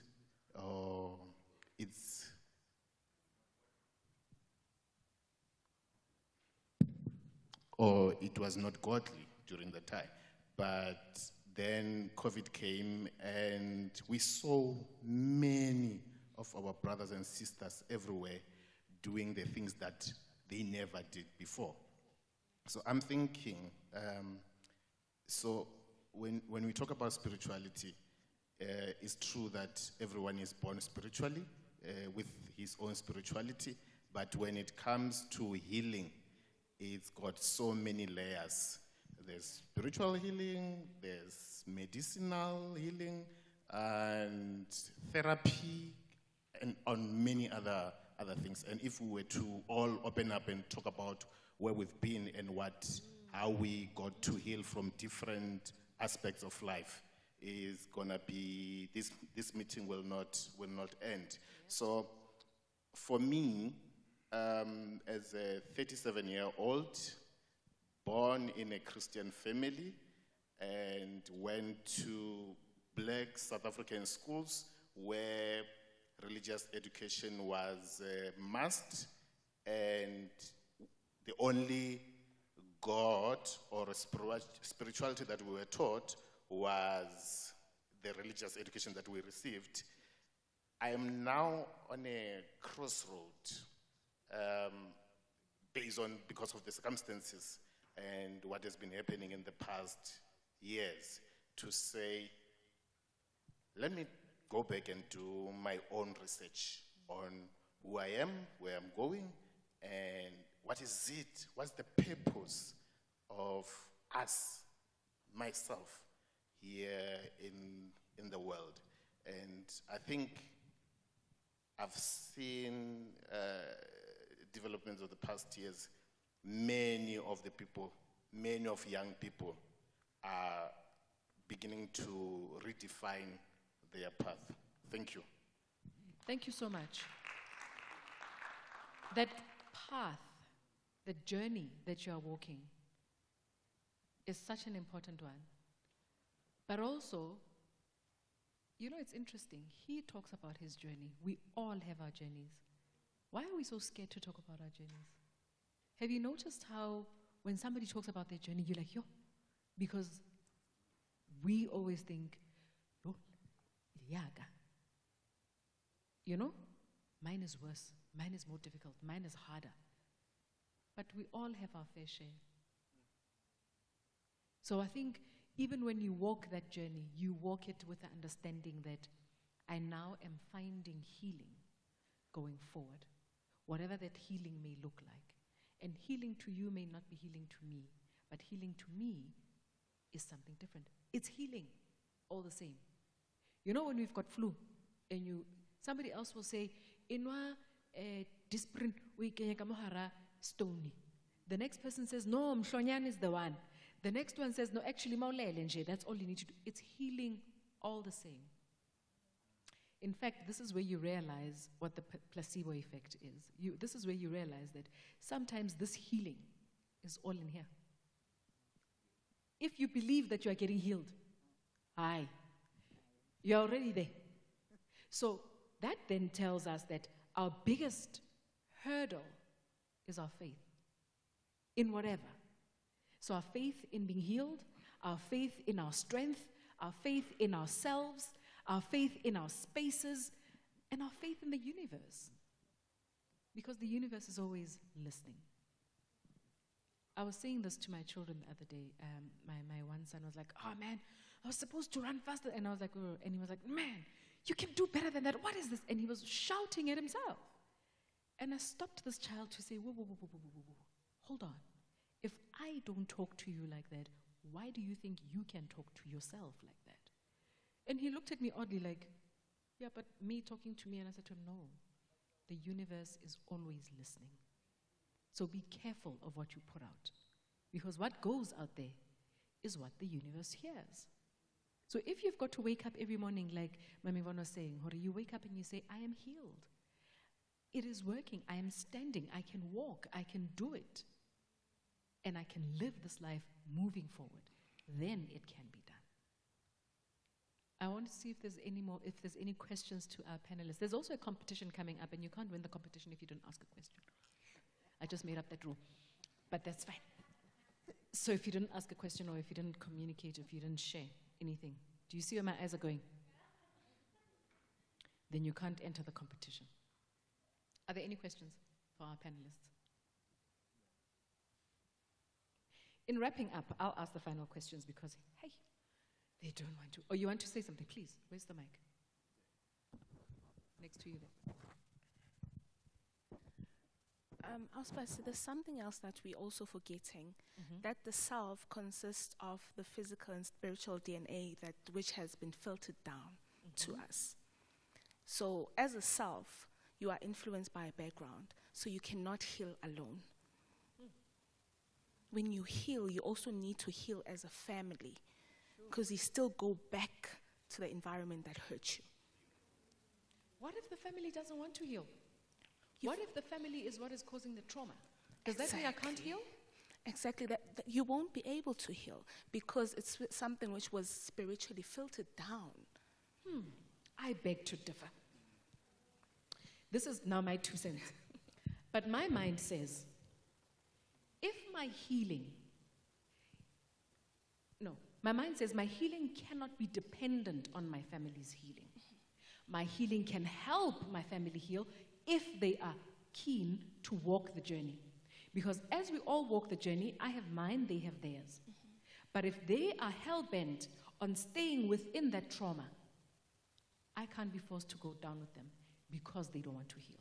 But I can be a healing point for generations coming after me. Definitely. So I can heal going forward. Correct. If I couldn't heal going back. Correct. Correct. You can heal the generation after. Okay. But you still need to break the curse. What you've left behind. So we break the curse. Yes. So singabalahla. Singaba? Lahla. But that it goes, but you can't break it alone. You can't break it alone. So there's this myth, and I really want to talk to, and I don't mean this with disrespect. We are in Africa, and we are Africans. There's this myth, and most of us, in as much as we've been assimilated and have been in spaces, the idea of personhood within the Western tradition is individualistic, autonomous. You don't need anyone, right? That's personhood. Personhood within the African context is I am because you are. So which means, yes, there is a part of healing in practice where you do the work on the self. But Mapaseka, in the work that we do, we talk about what we call systems. Yes. So in as much, I could heal at an individual level, but if I go back to a system that has caused the illness for me or to me, I regress and there's no healing at all. I agree with the going back.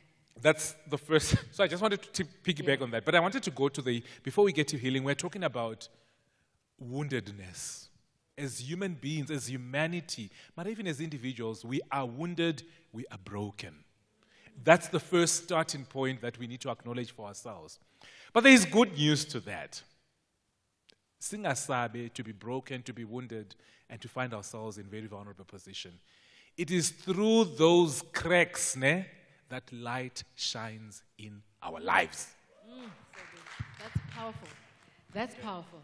So those cracks are very, very important. Yeah. In fact, without them, you may look all beautiful, but nothing has changed or happened. And there's no authenticity. And and we all have different cracks. This is how we become individuals. And we are all, as we sit here, we all have our cracks. Yeah. The difference between maybe some of us and with whoever is sitting here is that we've now accepted our cracks. And I wanted to say to Ubudi, you're at a very interesting point in your life. You are at your growth age.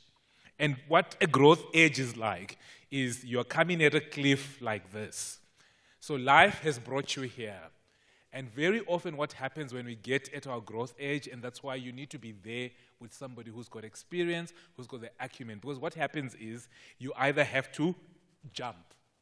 But because you don't know what you're jumping, what happens when we're at a growth age is we take 3 steps back from where we come in. And what do we say? We say it's safer. There is a comfort zone here. So we will always, this is what will happen with healing. We think we're at our breakthrough. We walk again. 3 years again, you say, I'm on this journey, I'm on this quest.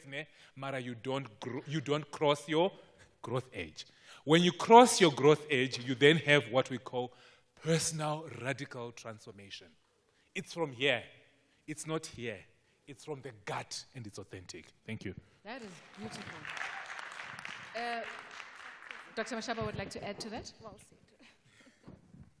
said. That's so important. There's a book by David Brooks, The Second Mountain. When we grow, we accumulate things, and then there's going to be a challenge.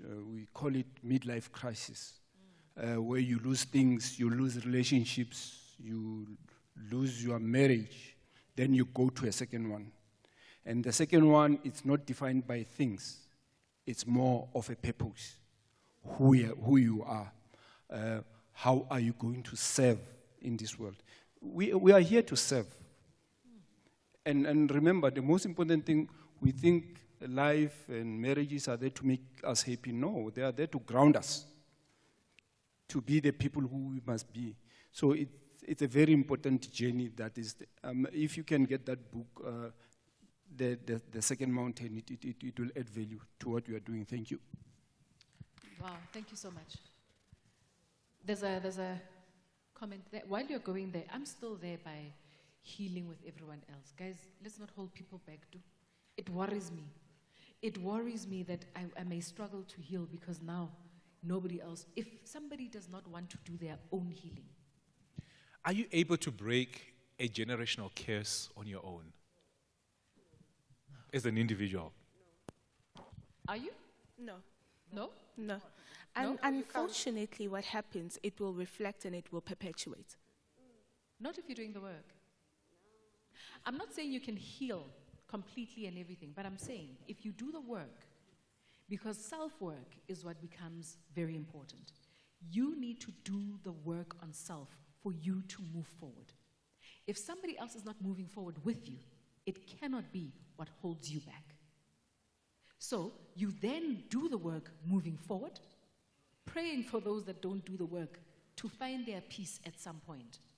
But your healing is healing going forward. Yeah, Mapaseka, maybe let me come in there.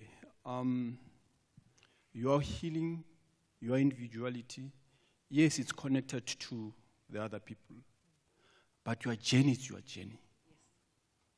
No one, your journey is your journey. If you are not ready to do the work and be the best you can, then you're not going to do it. But if you are ready, there's no one who can hold you back. Because at that stage, the voices within intrinsically are louder than the noises outside. You do what you need to do and you heal. Generational curse, yes, but you can't be held back because there's people who doesn't want to work and we worry. Yes, it's good to heal in a system and we move. But when you heal also, your intelligence will tell you, don't go back into that environment. Yes. Your intelligence will tell you, no, you can't get there. You move and you'll try to help those who would follow. So your healing can't be held back by anyone. Otherwise, you sit there and you're stuck there. Let's hear the question there, and then we'll come back. We're going to have a big discussion here about the healing. I think we must take this on our show on Thursday evening. Yeah. We should be talking about how we heal as individuals or family. Brian and Kehla, both of you in the studio, we need to talk about this on air. All right. Okay. My question is, those cracks that I acknowledge as an individual and also as an employee of SABC, coming back to say, I have acknowledged them, I know them, right? I'm going through the healing process individually, yet the same organization has hurt me. The same organization has made those cracks. Now, I'm going back to this organization 7 days a week. How? My question is, the panel, how are we going to take all of this that's on the stage, right, and ensure that as an employee, I get to heal and I get to acknowledge and move forward? How, as an employee, can we take this? It's beautiful. Let's take it. It's very beautiful. But how? Take me as an employee of this organization. How am I supposed to go back? When we are done here, please give me an equilibrium of saying, when I stand up here, I'm going to take that healing. I'm going to acknowledge those cracks. I'm going to then say, I'm starting the process, like Mama Yvonne, that I won't leave this building at 9 o'clock. while my 4-month-old son is with a nanny, and I won't feel guilty driving to Peyes Nodia. Thank you. You know, that's very, very important that you're asking, because sometimes we sit and we talk shop, ne? And we can never put it back to the spaces that we work in. Brian, before you come in there, it's important to also acknowledge that the work that you are going to do on yourself is not only you leaving at a certain time to go. It's also going to be, I know what I need to do in the hours that I have dedicated to doing what I need to do. So it means you are going to then need to be changing the mindset to effectiveness. So how effective am I in the amount? We all have 24 hours. But in the 24 hours that I have, I've got my 8 hours that I want to spend sleeping. I've got my 8 hours that I'm going to spend at work. What am I doing with my other 8 hours? If you're spending too much time on your other 8 hours, why is it that you didn't do the work? So it means you had slowed down on the work. So again, it's finding that balance and that understanding of bringing it together, but also bringing the importance of days like these being taken forward and taken into different spaces. So into coaching spaces. Correct. Where, because as you walk this journey, you don't walk this journey by yourself. Good. Next week when you wake up, you've forgotten 50% of the stuff that we've said today. But you're like, I need to somehow find a way of getting there. You need to be accountable. Who's your accountability partner? Do you have a coach? We need to bring in those points into the SABC as a start, right? Yeah, absolutely. And I love that question because here we are, and she's asking the so what now question. And that's the $1 million question. Otherwise, today is going to be a loss. So number one, we need to continue having these courageous conversations. By the way, thank you for being honest and being brave enough to ask us that question. I think we need to give you a big round of applause. Yeah. So that's at your level, the personal level. At an organizational level, and I'm speaking as a practitioner. I also train coaches. I just work down the road at JBS at the business school. I'm the head coach there. Mapaseka also sometimes assists us there. What I'm saying is, what we are discovering right now is organizations for coaching is no longer a luxury. So, and when we talk about coaching, we're not just talking about talking to one individual. We need alignment within the organization. There are some people who are not here today. We are going to go back to those people and they're going to be wounding us. Right? So what we are doing here, yes, you can do everything that you are doing here, but we need a coaching culture within organizations. And a lot of coaching, a lot of companies are actually saying, we have to invest in this. So I'm going to ask that we think about it, and because in coaching we have team coaching, group coaching. That's where we have those courageous conversations and actually say, Mara, we are better. Your leadership style is modeling this for us. That's why I'm like, Mom Yvonne, I cannot go home because when you're still in the office at 8. Because you're still in the office. Okay. No nyonyo being allowed. No,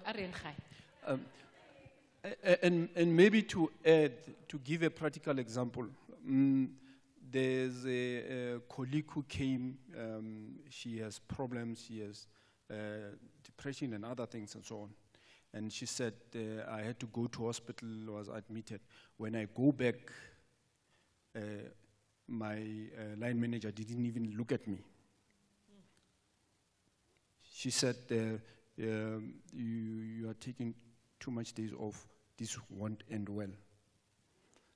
So that coaching is important. We need to be aligned and to say there's a culture that takes care of its people. I'm new here, and when I came here and they told me that most people stay here, I was overjoyed. I was asking why. Simply they are taken care of and so on. But that question is important because we need to make sure that people are made to be aware that they should be compassionate. The leadership, it's only not about your KPIs and so on. You are a person at the end of the day. Thank you. Thank you so much. Now, I don't know if we've got any questions from regions. No questions from regions. Okay. Just one comment from me as well. Okay, yes, yes. Based on healing, some of us, we do come from families where we were raised well. You come in a working environment, you know who you are, but then you're exposed to the toxic environment that you find in that very same space. So the healing is not only from you at home or personal. You come in a workplace, you work with a toxic leader. How do you heal? Just like Pusilut was saying now, that you still have to go back to the very same environment. And I cannot remove myself because I need the job. How do you heal? I'm gonna, Mami, but you were that leader that wouldn't leave. So how do people leave? And now so how do we get there? Because that's a very important thing there. What you're basically asking is, I go out, I get all the coaching I need, I come back, the toxicity is still the same. I go out, I get all the help, I come back, the toxicity is still the same. How am I going to make a difference? Yeah. I think for me, it goes back to what Brian shared earlier on, that for impact and effectiveness, you need integration. Because it won't help if you're giving all the values and teaching your subordinates to have the right priorities, but if they are not able to live that with their leaders and all that. So the second thing I would say, communication as well, open communication. You know, in my healing journey, I regretted so much why I didn't say what I need to say. Because there were moments you would know during the strategy session, if you get it wrong, you end up spending the whole night there and you don't even know what you're going to say to your husband. Why are you arriving 8 o'clock the following morning? But it's true, it's because you needed to fix your strategy. So I think it's getting our priorities right. And remembering also that the employees, and that includes leaders, are not gadgets. They are human beings. Because if you are not healthy, the thing is you will lose your life, frustrate your family, and even these things that you are chasing don't matter. But I want to conclude it with the conversation we had before, that has anything changed in the life of Mom Yvonne? I did the best I could to heal. For me, it was like healing myself first, before I even engaged my family, was the real thing. And then from there, I became vulnerable. I asked in a forum like this, my children, that it was a woman-inspiring thing. And I asked them to answer the questions like, what was the deepest pain and regret when they saw their mother standing in the crossroad between life and death? And they were very open. I've shared some of the things that they said, that you missed our birthdays. We wish we could have looked at you more closely, but you came at night and left early, so we didn't even realize that your left was a bit sullen. So that's what the absence happens. But I went through life coaching, mentorship, and all other spiritual healing, and also went deeper into my faith. Because you know, when you are a child, my mother used to, 4 o'clock in the morning, Gosi, ngiyazi ukuthi ngiyakufaka epha ngazi ngiyofa nini, ngiyofela phi noma ngiyofa kanjani. Kodwa ngiyacela ukuthi ungisize ube nami ngazi mase ngiseduzane nethunzi lokufa. And I thought that was so irritating, who is dying. But I chanted that mantra at the ICU. And just to round up the story, so having walked that journey to heal myself, I'm now a healed mother, and I find that I'm able to engage and help my family to heal as well as the community, which is what I am doing right now. But you can't do it unless you are honest with what went wrong and why. So knowing the root of what created mess in your life is much better, because we can all stand here and blame the whole world.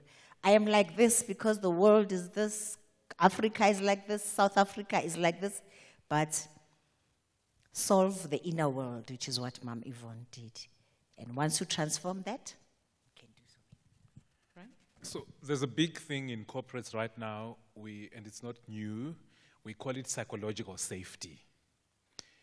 And psychological safety is, number one, every leader's responsibility.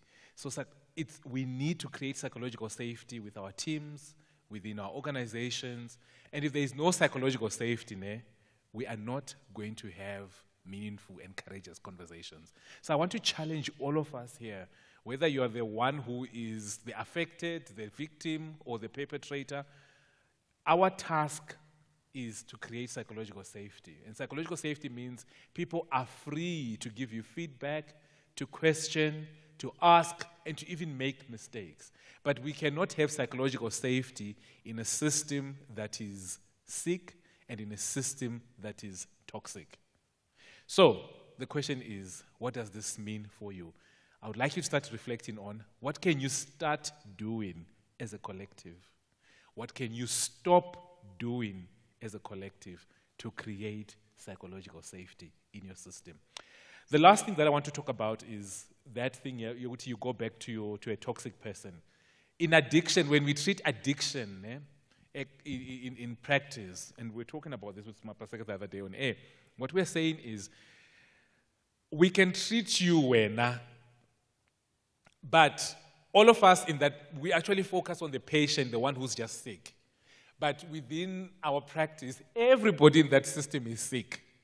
And everybody needs an intervention. So umamami who's complaining about having a 35-year-old at home who's an alcoholic and on yawupene, Naifuti is sick. When my brother gets healed, my mother no longer have a reason to complain. So what will she do? She will make sure that she enables him to be an addict again, so that her identity as a complainer is still maintained. As the healer. Exactly, as the rescuer. So in the system, there is this thing of pointing, uban who's toxic, sonke siyagula. So let's all work and find a way of moving forward. Competition time. So I have a few questions, 5 questions, right? To answer the question, before you answer the question, kindly indicate, I'm going to say all 5 questions, and then you can say which question you're answering, give us your name, your contact number, and your province. This is obviously for those who are joining us online as well. What you stand to win. Now, there can be a competition. Okay. Beautiful self-help books. There's a number of them that you will be getting. So as we ask the questions, feel free to answer those questions. Are you going? Nomusa, okay. Nomusa's lost. Okay, I wanted to check on how are you going to take down the names. It's very important that you take down the names of everybody who's answering the questions correctly. Should I go through the questions for you? Okay. The questions are, number 1, what are the 4 dimensions of wellness? Yeah? Second one, you'll tell me which one you want to answer. The second one, which dimension is related to this healing power? This one, this healing power hour, this one. Which dimension is related to this healing power hour? Can you name at least 2 of the 4 components that make up the spiritual well-being dimension? That's the third one. Should I stop there for now?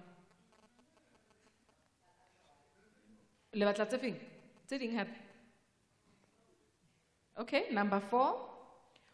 What is the spiritual dimension all about? And number 5, name one of the hashtags for this healing power hour.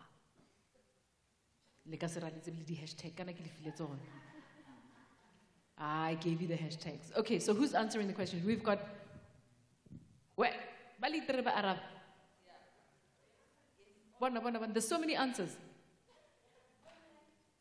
Do we have people online? No, nobody online. Go for it. Are you taking down the answers? Vic? Go for it.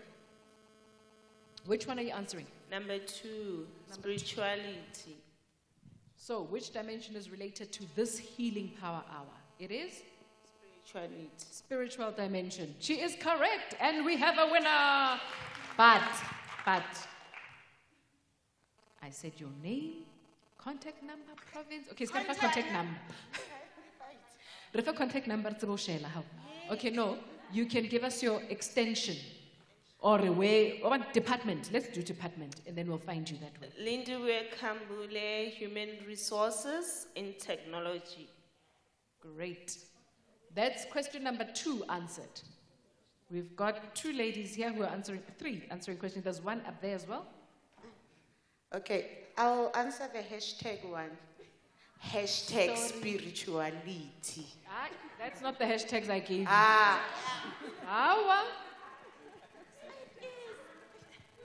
Hashtag health to healthier.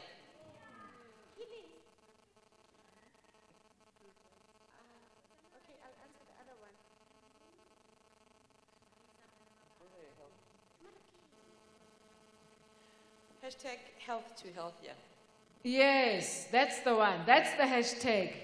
That's the hashtag. Okay, hold on. Let me actually tell you. Kgame has been so kind as to give us the books that you are going to be getting.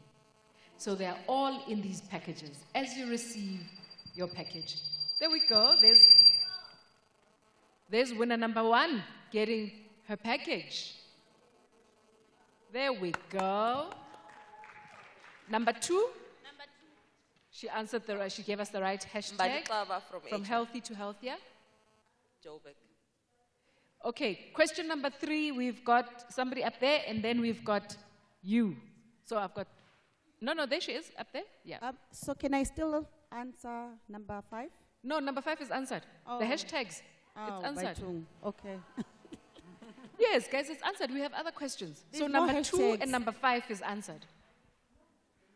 Must I repeat the questions? Okay, so the first one. What are the 4 dimensions of wellness? Okay, there's a guy over there who lifted his hand first. Marwa Ropaswen. Give the guy behind you. Baujil. Okay, the first one, about wellness, is mental, physical, social, financially, and otherwise. What guess? Dawa. What guess? Ursurka guesswork. There at the back. What guess? It was social, emotional, physical, and spiritual.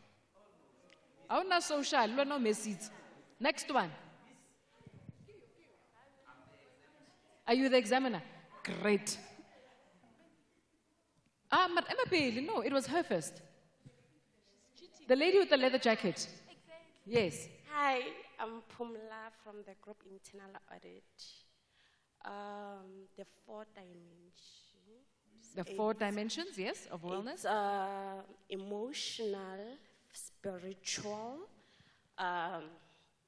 intellectual, and physical. She got it. Yes. We have a winner. Still nobody answering questions online. No one's online, right? Okay, let's go to the next. Okay, so we've answered question number 1. We've answered question number 2. And can you name at least 2 of the 4 components that make up the spiritual well-being dimension? This one's a hard one. Maralaba for scope, wait. Alaba for scope. It was there on the slide. Do you want to think about that one? Okay. As we're thinking about that one, what is the spiritual dimension all about? Guys. I didn't. Hi. Yes. Ke nna Nthabiseng wa ga Mokwele. How Ntabi? Ke Ntabi wa ko gae. So spiritually, it means, group internal audit. Yeah. So spiritually, Barile is self acceptance, knowledge, and understanding people around you. I'm understanding the spirit, like. Wena. Examiner? Is it a pass? Both feel condoned. There's another gift coming your way. Both feel condoned pass. Wait, when pass one, pass all. When pass one, pass all. So we've answered all the questions, eh? There's one that, okay, hold on. What are the 4 dimensions of wellness? We've answered. Which dimension is related to this healing power hour? We've answered. Can you name at least 2 of the 4 components that make up the spiritual well-being dimension? Yes, that's the one. 2 of the 4 components that make up the spiritual well-being dimension. Hello. I think it's purpose and belief. Purpose and belief. Ding, ding, ding. Yeah. It's a no. Gwang, gwang, gwang. Okay. Kgame no man.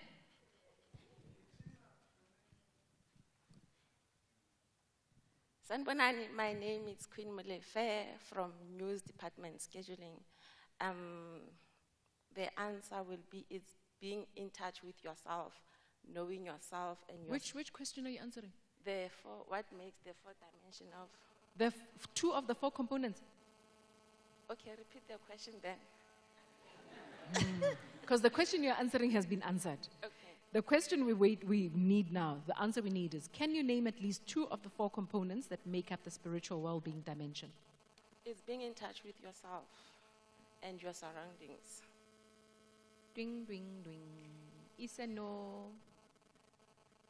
Examiner. Scott Hulapel. Is a no. Okay? Is a no from the examiner?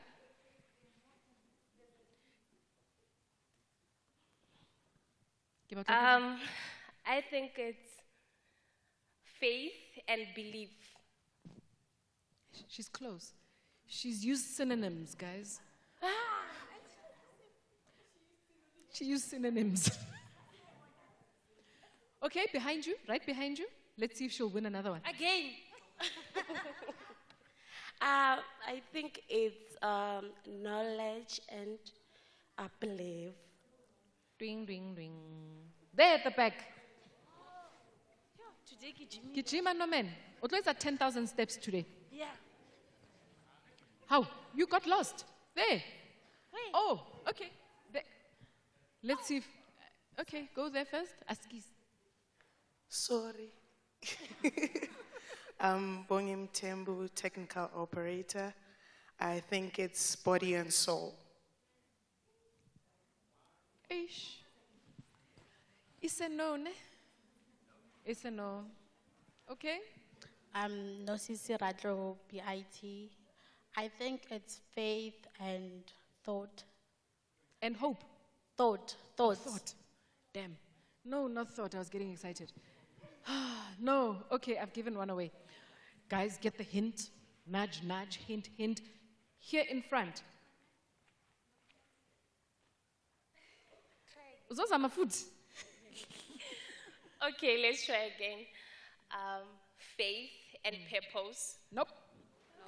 I said the word. I just said the word now. And I said, oh, I've given one away. There. In front. Say it, guys. You've got the mic. It's beliefs and values. Nope. And babies. Values. Oh, values. Oh, I heard babies. Yo. Okay, wait. There's here and there. Guys, I've said the one word. I said it. Is it faith and meaning? No. Purpose and meaning? No. No. Please get it. I'm getting anxious now. Say it. Faith and hope. Okay, you've got hope. You've got one. You've got one. She's got one. One. We just need one more. You've got one. You want to get half a book? Half a book. Guys, do you have half a book? Okay? Okay, guys, let's get it out of the way. Belief is not there. It's a hope and belief. Belief is not there. I just said belief is not there. And there's 3 other names. It doesn't have to, there's 3 other words. I think feeling. Eh? Hope and feeling. Hope and feeling? Yes. No feeling. No. I think it's commitment and hope. No. Okay, it starts, there's 2 that start with an M. And then there's one that starts with an O. Guys, I'm giving it away. The one that starts with an O, Mami Yvonne spoke a lot about it.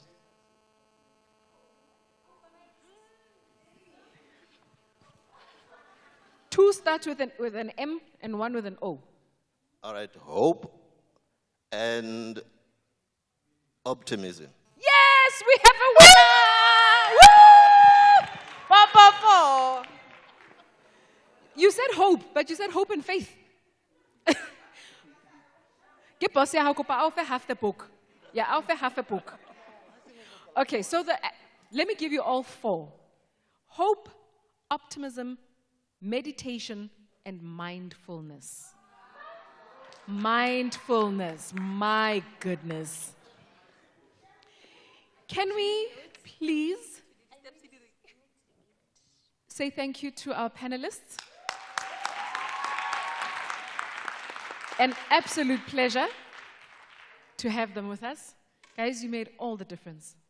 You really made all the difference. Thank you so much for being part of this one.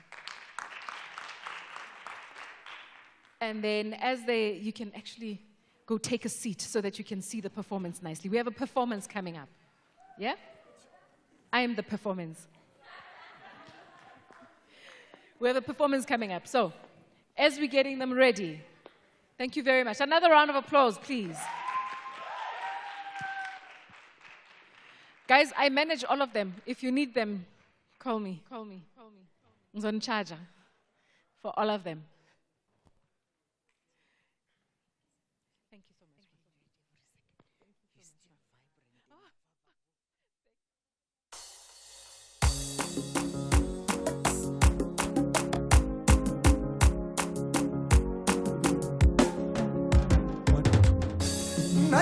you so much.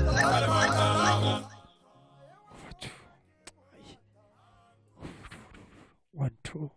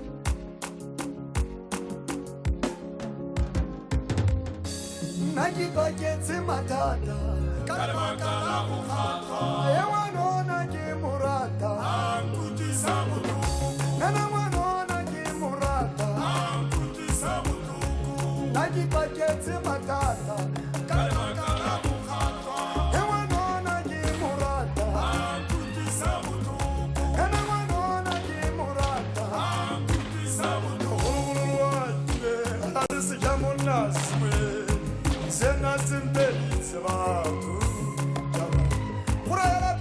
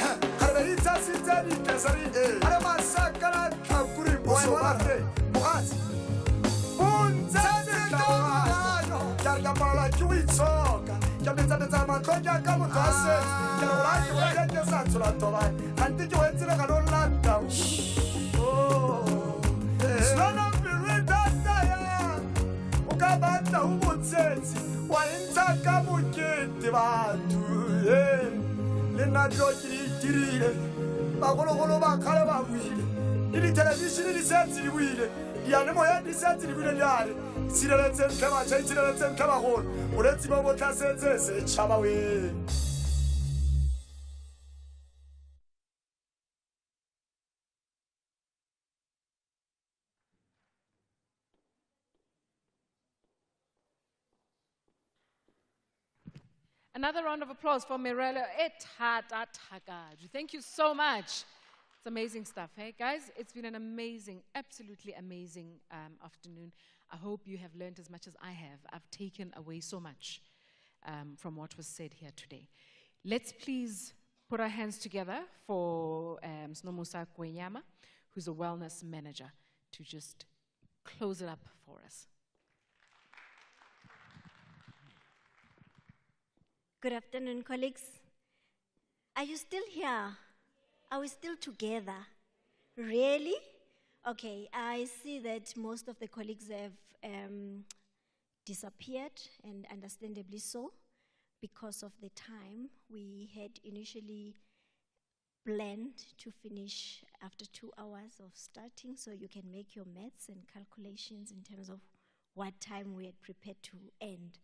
But I really want to take the moment and do a few appreciation. Firstly, colleagues, we have been running the power hours. I think this one is the, how many set? Who remember? Tato?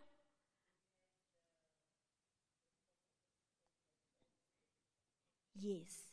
So when we started this journey last year, after what Dr. Msia spoke about earlier, our wellness framework, we actually thought, what would be the best way to give our employees an opportunity to interact with each dimension of well-being?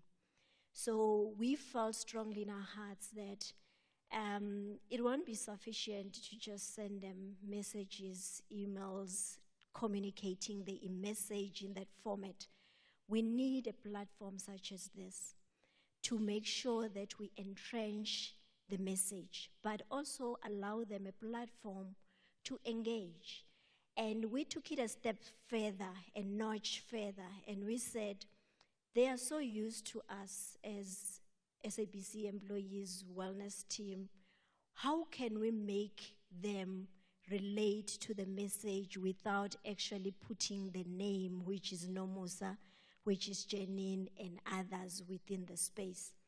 And we said, we are going to partner with the greatest in the industry. And that's what we have done consistently from last year to now. But more so, we did not just do that without collaboration with our internal stakeholders, which I will mention to you soon. But I think today's session, if I may ask each one of you, what is your takeaway for today?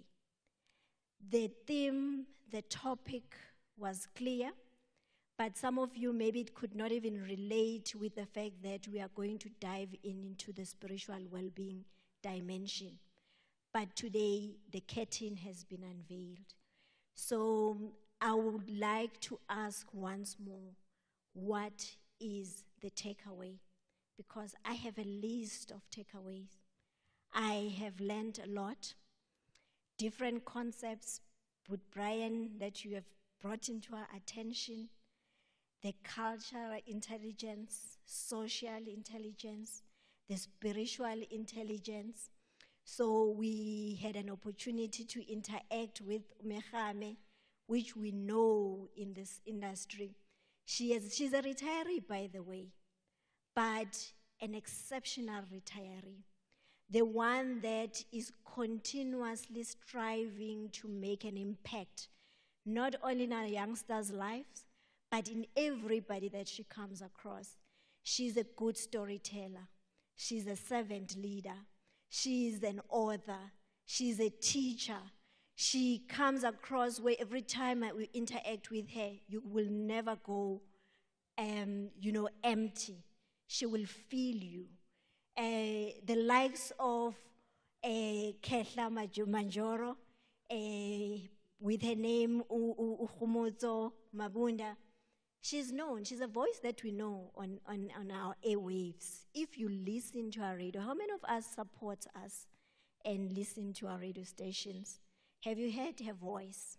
It's a pity that most of our colleagues have left. I would have liked us to do a bit of interaction on these things because they are important. And like I said, I was taking my notes. There was so much learning.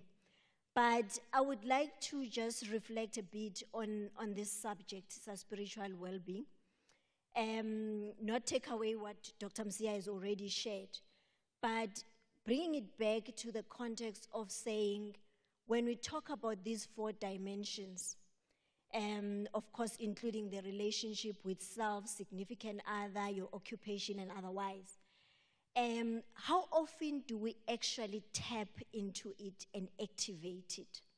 You know, I am reminded of the time during COVID-19 when the pandemic struck us. We were all confused. We didn't know what to do. We were looking up to the doctors, the scientists, and everybody else who could come up with some sort of immediate intervention, vaccination, treatment, and so forth. But majority of the people neglected their spiritual well-being, tapping into the power that's bigger than themselves. And it is times like this when we need to be constantly reminded that you are a person that is made up of all these components. And when we speak of wellness, people always think physical. You know, once you've activated your physical, you go to the gym, you eat healthy, you relax, you do this, therefore you are complete. And that's why we said we want to show you that you need the other elements of your well-being to be complete, to be fulfilled, to be content, to have a sense of belonging that Dr. Msia spoke about earlier on. And we are not doing it for fun. The question is, once you leave here, what is it that you're going to do differently from today onwards? Because we believe that you are somewhere in your journey of your well-being. And that's why we're saying from healthy to healthier. Because we believe you are healthy. Because you are here, you are healthy. But we know that there are other areas that needs to be activated to bring you into a state of completeness. And, you know, I like Mahatma Gandhi when he says, it is the health that is real wealth, not the pieces of silver and gold. And sometimes we think health, I'm going to see it, I'm chasing money. Kgame spoke about it, the neglecting of other components of your well-being. That's what led her to a space where she started reflecting and started doing something about it and healing from different areas, because she realized that I've been running, but I've been leaving all the others behind. And what did it do to her? It took her to a place where it forced her to realize and reflect and do a 360 turnaround. So it is important that we don't only honor silver and gold, but we honor our health. You know, all our guest speakers for today have been exceptional. Can they be given another round of applause? Please, can it be louder than that? They shared so much. I know you are few in the auditorium, but just please give it to them. We've taken a lot away, tools of healing, Kgame. Count your blessings. Reading, it's important. I just want to go to them quickly. Yeah, tackling fear, positivity, shifting your brain towards positivity. It's something we struggle with a lot. We hold on to the negativity to a point that it kills us. It makes us not even see the things that we are blessed with. So thank you so much, Ma, for giving us again your wisdom, your passion in speaking about your story that is always inspirational, and it shifts us into realizing that we really need to count our blessings every day. Thank you so much. And with Brian, you've also captured a lot in your engagement with us, and a lot of takeaway. Like I said earlier on, we've learned concepts that spiritual intelligence is about existential meaning. Did you all know that? How many of us knew this? Today you're going to go home and speak big languages, ne? And not only speak it, but start diving deeper into it. Have the longing to know more about the subject. So thank you for information sharing. And you also spoke about the cracks, that we all have our cracks, but they're at the different stages. And you speaking about this, sometimes we are quick to point fingers and say, it's because of Gladys. That's why I am like this and that. And we never pause and say, what is my contribution? What can I do differently? How did I push Gladys to be at where Gladys is? And if I didn't do anything, what is it that I can do to bring Gladys around? So we all we must embrace the sense of responsibility. You also spoke about the need to cross your growth edge and to reach the personal radical transformation. Wow, isn't it powerhouse? Powerful stuff. So we need to do that when we speak coaching. By the way, colleagues, let me inform you that Uput Brian is a coach, executive coach, right? Is that right? Yes, executive coach. It's a subject that as wellness we have embraced. We have realized that this notion of being reactive and say, let's wait for the problem to be big, and let's refer you to a counseling, and let's start the journey there. Yet we have neglected the important part, which is coaching. So it has actually not assisted us. In fact, it has caused us to, become stagnant. People are not growing because they are unable to set basic things like goals. Today we spoke about spiritual well-being. If you didn't know what spiritual well-being, I'm sure today you know. And you are going to commit to begin the journey of activating your own spiritual well-being. If you didn't know, we have the experts here. We can connect you with them. They will assist you. By the way, we also had an opportunity to be hosted by another coach. She's a coach, by the way, Mapaseka. So please, colleagues, we are available as wellness to connect you should you need to be connected. But we also want to embrace this subject further than this. This is just the beginning. We want to talk coaching and entrench coaching in our daily engagements and also in us as colleagues in order to ensure that we are able to make progress. So in a nutshell, I just thought, let me just sum it up. And Dr. Mashaba, you are new with us. He's been less than a month with us. Is it a month plus? Less than a month. Thank you. You came to SABC. You did not want to be just in a corner. You said, whenever you need me, I am available.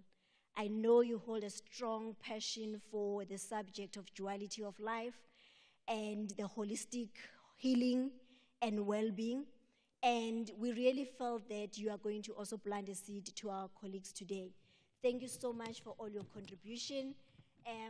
Over and above, I just want to thank the few people, our GEHR, who is always a strong partner, but more than anything, who also pushes us in the direction that we are at.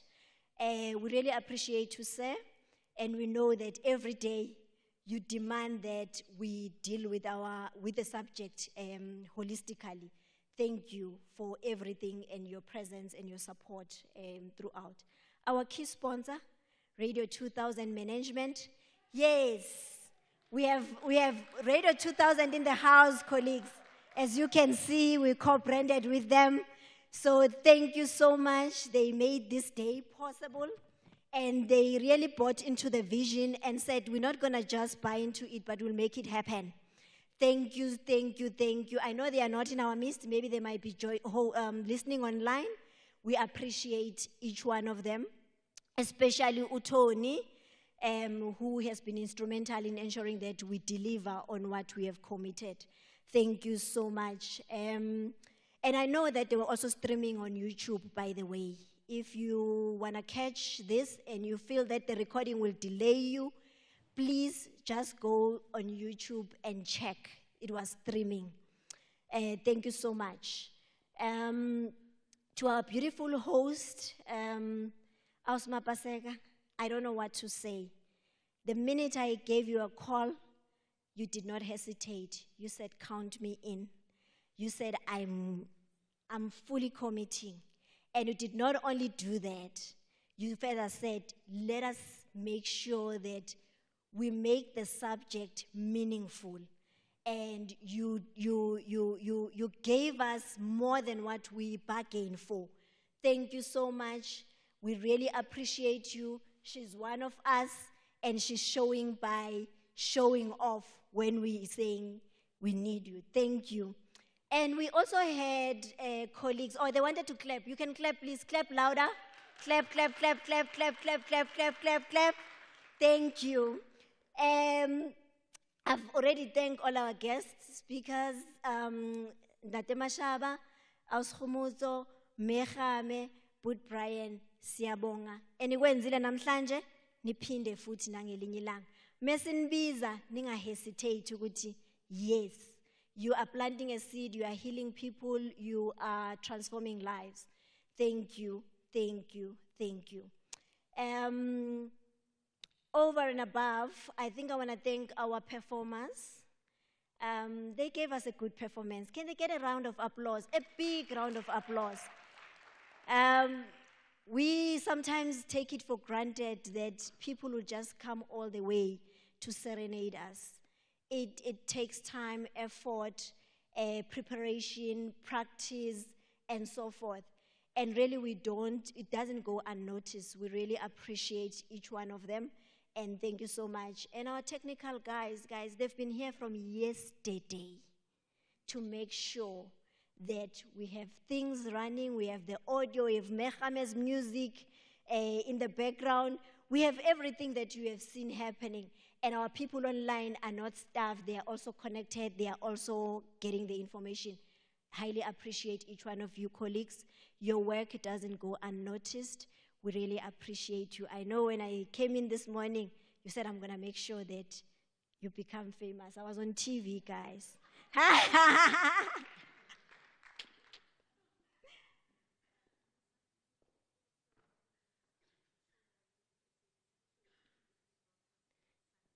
I'm going to give you a mic just a minute, just now, so that I don't dilute your message. Right, colleagues? I think our colleagues, we had adversities, and I was a bit worried that should we postpone, should we cancel, should we do what, because of the situation that was beyond our control. That has landed after we finalized our planning. We had a situation that compelled some of the colleagues to work remotely. And beyond that, I know that there are people who said, despite, we want to be part of it. And I know that each one of them who participated and came today was meant to hear this message. Those who join online from the provinces, we really appreciate them. And I hope each one of you has learned something. You are going to put it into practice and implement. But as wellness team, we are available. We really want to open a platform for coaching. We really want that personal radical transformation to start happening. But it can only start happening when you begin to take a step as well, when you take personal responsibility. We're going to work with the great minds, the likes of the coaches that are in our midst, to help us also shape our journey and help you drive your journey from healthy to healthier and also holistical healing. Thank you so much, colleagues. I know there's a few of you left here. Drive home safe till we meet again. Much love. Thank you.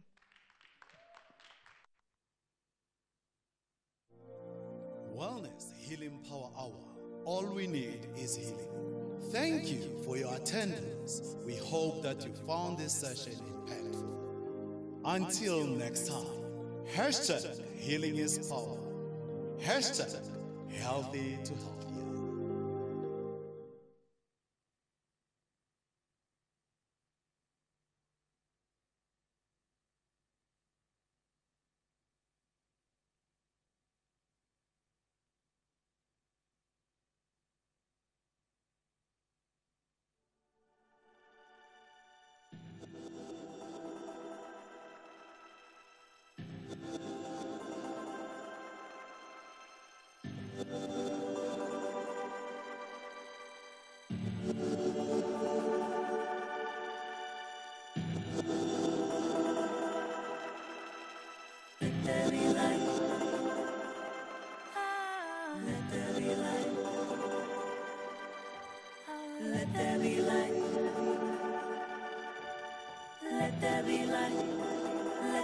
there, let there be there, let there be light. Let there be light. Let there be light. Let there be light. Let there be there. Do you realize nothing can ever be right until we choose to make it right? We can be the reason why. We can keep a hope alive. We can be the right ones for the task. We've been the missing.